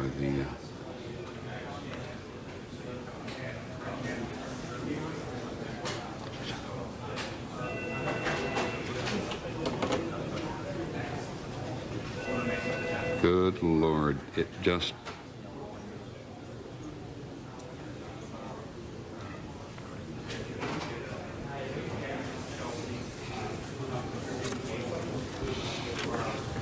Now, can I ask where this picture is from? Do we know where this is? This is outside the World Trade Center. The sign indicates the approach to the Brooklyn Bridge. To the Brooklyn Bridge. So we're on West Street, approximately just north of Vesey Street there. And you can see the dust and debris.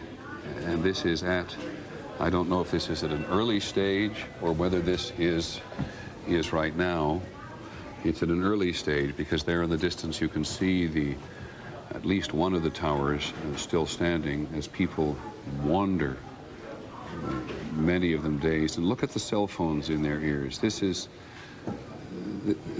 in a cell phone society, and this is certainly true in the Middle East, people on their cell phones all the time, seeking and offering reassurance to their families and their friends that something has happened. In Israel, and at least those who have them in the Palestinian territories these days, there's constant traffic on the cell phones, because there is such tension in the region, and such tension here today, which is extraordinary, that people wanting everywhere to reassure or find out about what has happened to those who are near and dear to them. One thing we should update for people listening, particularly in this area, who may have been worried, there was a concern that if this building... You mean in the New York City area? Yes.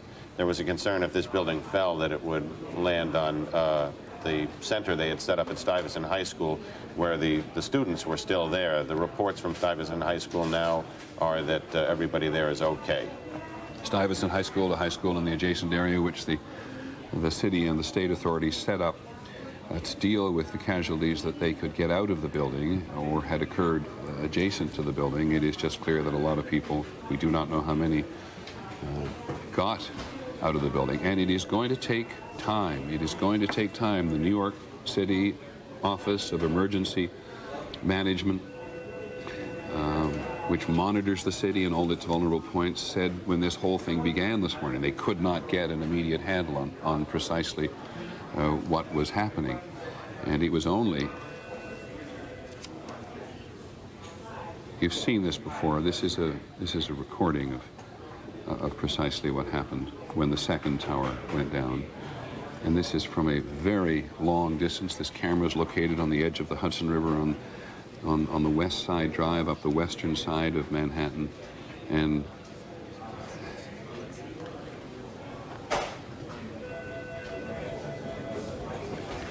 I cannot say this is something that people never believed they would see in the United States, because, of course, Oklahoma City was when we all had that reaction, when Americans experienced terrorism in the heartland for the first time, believing in many cases that it all happened somewhere else. But I just think that millions of Americans will be stunned by the magnitude of this today. I'm trying to track down John McWethy, our correspondent at the Pentagon. He was evacuated. I'm saying this as much to our control room as anybody.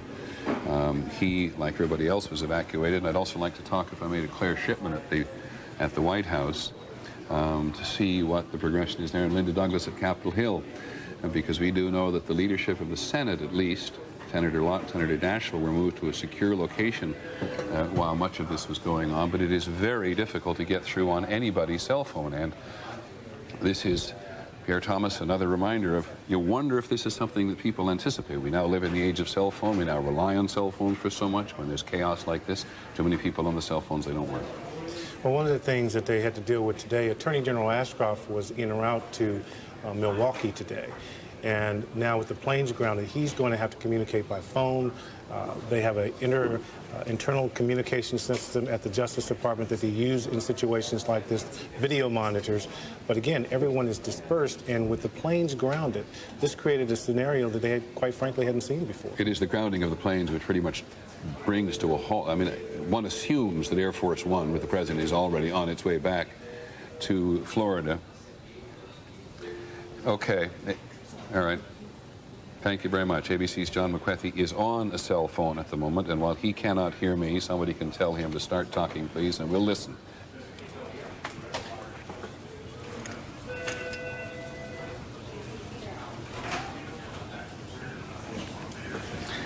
Okay, we'll try that again. Anytime John McWethy begins to talk and tell us what's happening at the Pentagon, or as much as he knows what's happening at the Pentagon, we will simply let him go. But it's just very difficult to get through on cell phones. Thousands of people trying to find out where their friends and their relatives are. Thousands of reporters, news organizations, city organizations, state organizations, federal organizations, trying to understand not only what happened today, which in some respects is secondary, but to get something done.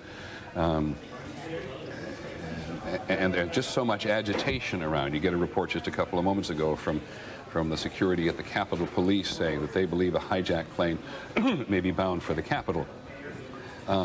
There's an intensity in the air and a fear and a trauma in the air at 20 minutes to 11 Eastern time in the United States, 20 minutes to 8 on the West Coast, or in the western part of the United States. The day has just beginning, and all of this has happened in just under an hour. The first attack on the Trade Tower was just before 10 o'clock. The second one came at 3 minutes after 10. We have a strike on the Pentagon, which came a little after that, and the country is just riddled. 9 o'clock. 9 o'clock. Right. 9 o'clock, I'm sorry. The country's just overrun, as it's inevitable it would be with rumors. I'm curious, John, in terms of the emergency operation that you monitor, are they in a sense of panic? Are they or just in a sense of chaos? In a sense of chaos. There was a brief sense of panic, which is understandable when the first tower collapsed. By the time the second tower collapsed, they were prepared for it. There were numerous other injuries. The level of coordination is incredible. The FDR Drive, which is a main artery, has been shut down for the purpose of keeping it clear for ambulances to go to hospitals. They've anticipated that the lower Manhattan hospitals in New York City will fill up, so they have started to arrange helicopter flights to go to hospitals further out in the circle. They've really been pretty well coordinated throughout this. If you can possibly be coordinated during a series of spontaneous events that amount to disaster. This is war, and war by another definition. We did manage to get Rebecca Cooper, one of our reporters, on the phone from the White House. That's how difficult it is at the moment to communicate. Rebecca, do you hear me? Rebecca Cooper at the White House, do you hear me? All right, the same case with Rebecca as with John McCarthy at the Pentagon. If we do hear from them, we'll simply interrupt and let them get on talking. Yeah, Rebecca, do you hear me? Yes, Peter, I hear you. I'm in the basement of the 815 Connecticut Avenue. It's a building across the block from the White House, across the park. You know where that is, next to the Chamber of Commerce. I had to come down here because, as you said, none of the cell phones are working. I'm in the engineer's office, and they've given us their phones to use. There's a real dichotomy here at the White House, Peter. Tourists who still are not fully aware of what's happening across the nation are standing there watching with curiosity. They keep getting moved back, but those of us who are inside the White House realize the severity of the situation. I was inside the White House this morning trying to gather information for you when we were told by a very nervous White House security staff that they feared a plane was headed to the White House, and we heard planes indeed overhead, and they quickly evacuated all of us out of the White House. Now, I just got off the phone with my own crying mother who was very worried about where I was, and I will tell other mothers and fathers of people who work at the White House and reporters who work at the White House that most of the White House has been evacuated. In fact, in the building where I am now, people have cordoned up other offices to try and coordinate the federal response to this. There are actually phone calls being placed to the legal counsel of the FAA from this building because they don't have cell phone connections. They are out of their offices. They are doing a good job of coordinating the federal response from here, but they are having to take all kinds of emergency measures to coordinate this response. But even the White House chef, who just days ago was preparing a lovely state dinner for President Fox of Mexico, I saw him and I tried to speak to him. And frankly, Peter, he was too rattled. He said he couldn't speak, and he was with his staff, and they were all very anxious and very worried because, of course, they did know what's going on in the country today. Many thanks, Rebecca Cooper. And if you just see that picture that was going by as Rebecca was talking, you get a real sense of what the urgency was in the White House. First of all, the White House police came walking out, and then people began to run out of the White House. In and of itself, astonishingly astonishing, because we live with the notion that if there is any place in the United States which is fiercely protected, including an anti-aircraft battery, at least one on the roof of the White House itself, this is the place where the president and the vice president, of course, are to be secure. Claire Shipman is on the phone from the White House. Claire, we are now looking at what appear to be fairly relaxed security officers on the roof of the White House, looking at in the distance as they always do, talking occasionally to each other. There doesn't seem to be a high level of tension there. What's it like on the ground? Well, there's considerable tension on the ground, Peter. We are actually looking at a similar picture because we're across the street from the White House now in the Hay Adams Hotel.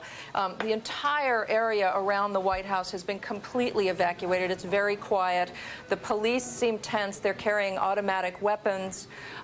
We've also seen a couple of what appear to be fighter jets overhead. Everybody in this area has been sent home from all major government offices. It's a reverse commute. The highways, we're told, are just jammed.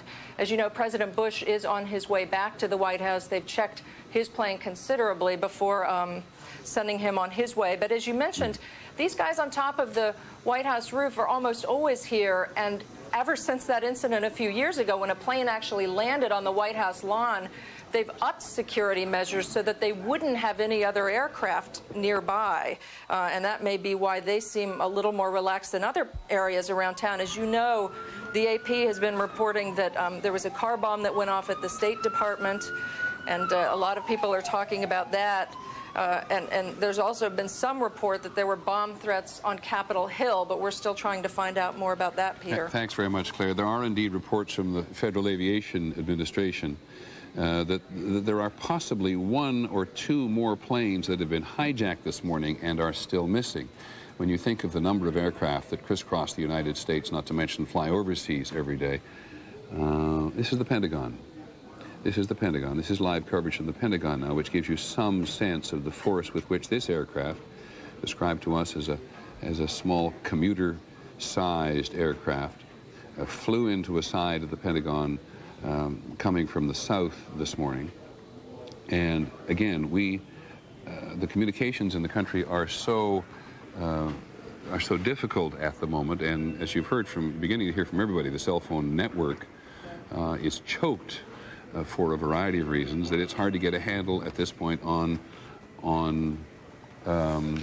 casualties at the Pentagon or the extent of damage. The one place in which we can be focused, because it is such a small place, Manhattan, 11 miles long, is the Twin Trade Towers, and by some remote chance, if you've just joined us on television, the Twin Trade Towers in New York City have been destroyed, with hundreds, presumably, or perhaps thousands of people in them. Each of the 2 towers was struck today, attacked today by an aircraft, one of which at least we know was hijacked.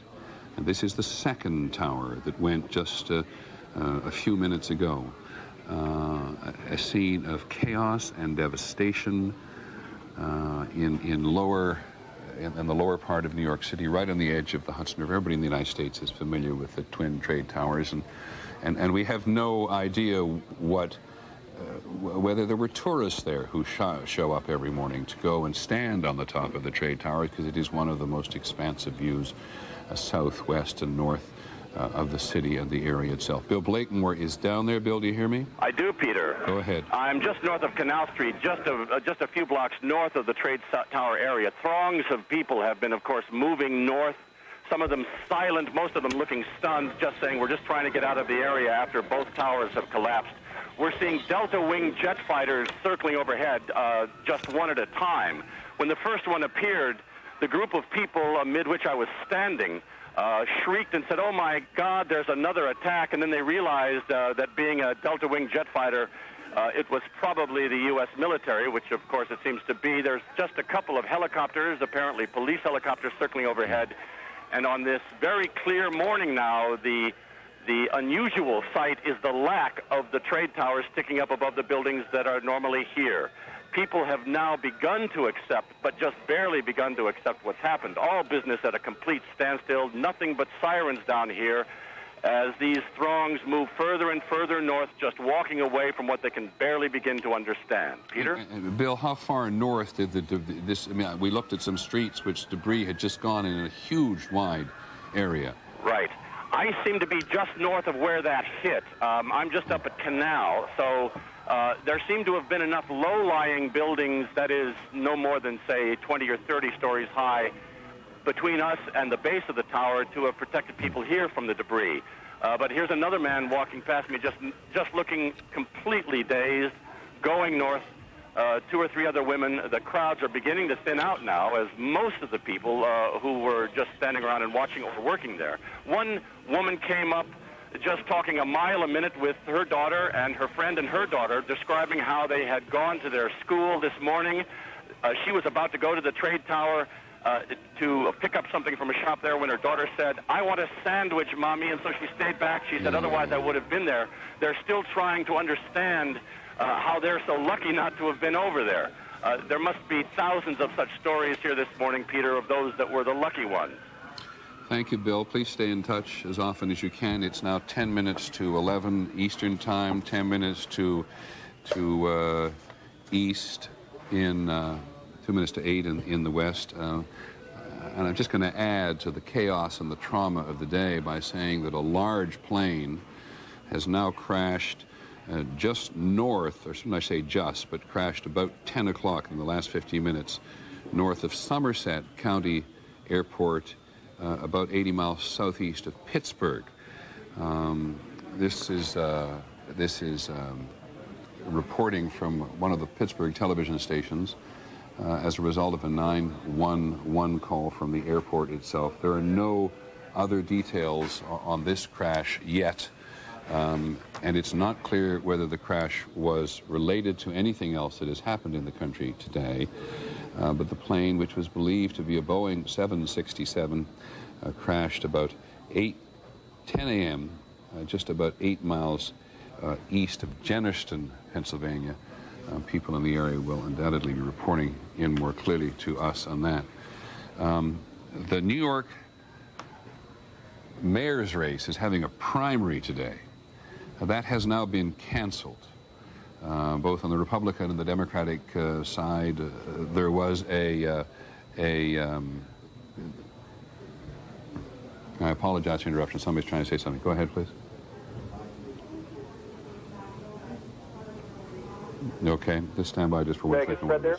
Yeah, Fred, pick it up. The New York Mayoralty primary has been canceled today, and as we said, there's reaction coming in from the Middle East, including a claim of responsibility, then a denied responsibility, now a message from the Palestinian President Yasser Arafat condemning the aircraft attacks on the World Trade Center and sending the condolences of the Palestinian people to those who have been victimized by it. Outside the Pentagon, another member of our ABC News staff, Chris Dreer. Chris, can you hear me? Yes, I can, Peter. So would you tell us what you can see? Yes, Peter. I'm standing at the fringe of Arlington Cemetery watching the Pentagon as the top of it caves in. There's a lot of black smoke, a lot of twisted debris. The Pentagon itself has caved in from the top. There is much fire coming out of the windows. It looks like something from World War II, Peter. Chris, can you tell me, it's a little hard to tell on television, how much of the building has collapsed? How wide is it? How deep is it? Do you have a sense of that? Yes, I do, Peter. The center portion of the Pentagon appears to be breached. That is, apparently there's a courtyard, and the of that is completely caved in from where I am, from where I see it. Okay, I think you're on a cell phone, Chris, but just confirm for me that a portion of the building has been breached and the aircraft appears to have pushed its way through into the courtyard? Yes, indeed it has. I believe, Peter, that that's where the plane is, but I am not sure at this time. Okay, thank you very much, Chris. Is there any evidence, is there any movement around there at the moment? We're looking at a fairly static picture. Are there people arriving, people disappearing, ambulances coming? Peter, there's a great deal of glass and wind fire coming out of the windows, but on the other side of the Pentagon is where most of the emergency vehicles are now. I'm going to try and get around to that side to see what I can see. Okay, thank you very much. I should tell you that all military personnel in the District of Columbia area now, all military personnel in the district, are now on something that is called Threat Level Delta, which is the highest state of alert in the military, and all other military personnel in the country are now on alert status Charlie, which, John Miller, we know is a somewhat lower status of alert, but still a reminder that this disaster has spread like wildfire through all of the political and military establishment in the country. All museums and monuments in Washington are now shut for the day. It's ironic to hear Claire Shipman telling us there that tourists are still standing around waiting to get into the White House today. Not surprisingly, unfamiliar perhaps with what has happened everywhere else, though, as it was, for example, when John F. Kennedy was assassinated, word spread dramatically, mouth to mouth, person to person across the country in a huge wave of information and emotion and confusion. And now... Good morning, I'm Del Walters in the ABC 7 News Studios. We are interrupting ABC's coverage to bring you up to date on the developments that are happening here in Washington. I'm joined by Carol Costello. Safe to say that Washington is in a state of high alert. We are receiving a report that, as you heard Peter Jennings say, that all of the government buildings in Washington, all of the employees in the government buildings in Washington have been told to go home. All of the museums have been closed. Including the National Zoo. Including the National Zoo. And as you can hear, basically, we don't know at this point what buildings may or may not have been targeted by these terrorists, and that is the reason for this extraordinary activities. We have a reporter on the phone right now from the Capitol, Horace Holmes. Horace, bring us up to date as to what's going on there. The area, Del, around the Capitol has been totally sealed off. We're standing on the corner of Independence and Washington Avenue. About a 4 or 5 block area around the Capitol has been sealed off. Police just not letting any, even people walking on the streets get anywhere near the Capitol building. We have been hearing, and you can probably hear in the background, sirens going. A lot of police activity, police cruisers and paddy wagons and even ambulances traveling at high rates of speed up Independence Avenue. When we arrived on the scene, there were just people everywhere in the streets. All the buildings around the Capitol building have been evacuated, so there are workers at HHS and the FDA and the Department of Education all out in the streets just kind of wandering around asking police officers, where do I go and what do I do, asking them, can I get to Union Station, asking them if the subways are operating. A lot of panic out here in the streets, quite frankly, and a lot of confusion. Of course, we understand the airports have been closed down in our area. The D.C. Fire Department, Prince George's Fire Department, Alexandria Fire Department, all personnel have been asked to come in to work no matter what their shifts. Horace, what about people who just live in the area? They must be afraid, too.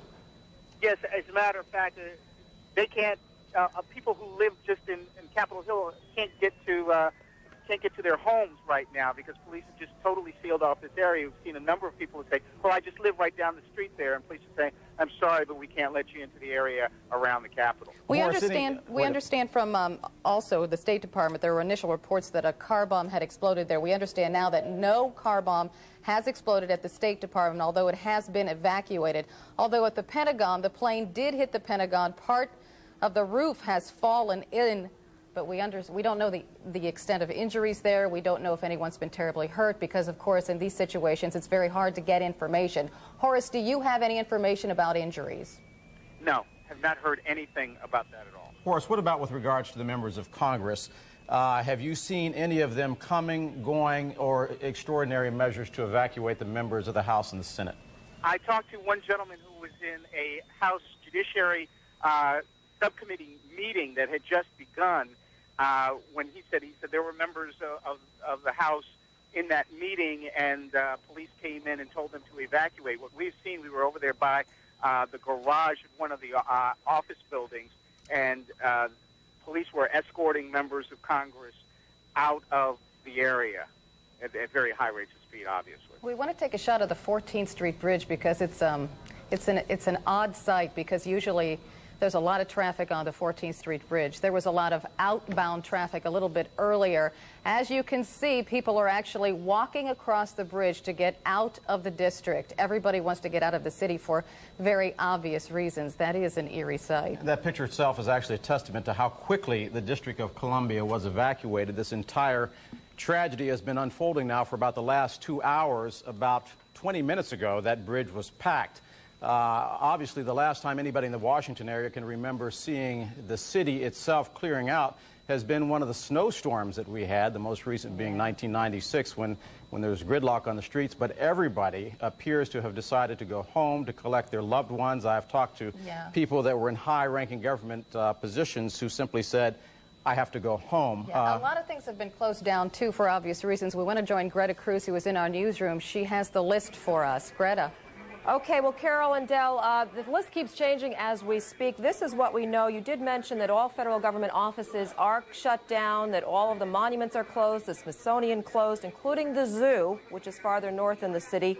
At this point, as far as, let's start with the schools. D.C. public schools are still open. They are meeting right now, officials, to decide whether or not they will be closing D.C. public schools early. At this point, everything is still on. Howard University is closing at noon today. American University in Northwest is canceling all classes this afternoon and this evening. Arlington Public Schools, we are told they're getting lots of calls, obviously. They are going to keep the kids in school. If parents do want to go to the school and pick their children up, they may do so. However, they are not letting the children out early. The University of Virginia, the Northern Virginia Center, will be closing at noon today, and the Corcoran College of Art and Design is now closed. A few other things I will pass along. We were told earlier that BWI Airport is still allowing incoming flights because planes obviously do have to land, although the FAA nationwide is shutting down airports, but some of them will remain open to allow flights to land. Metro is still open, folks. We are told, however, that the Pentagon station has shut down because of the fire and the problems out there. But for the rest of the system, the subway system is open. It is crowded, obviously. We are in pretty much a reverse commute in the city of Washington right now. The streets are open. The bridges are open, except for those secured areas. We told you, Horace Holmes, around the Capitol. Many of those streets will be shut down because the police have cordoned them off as a safety measure. The stretch of 395 Shirley Highway by the Pentagon is also shut down because of the fire out at the Pentagon. We understand that D.C. Mayor Tony Williams is at the Reeves Center downtown. That is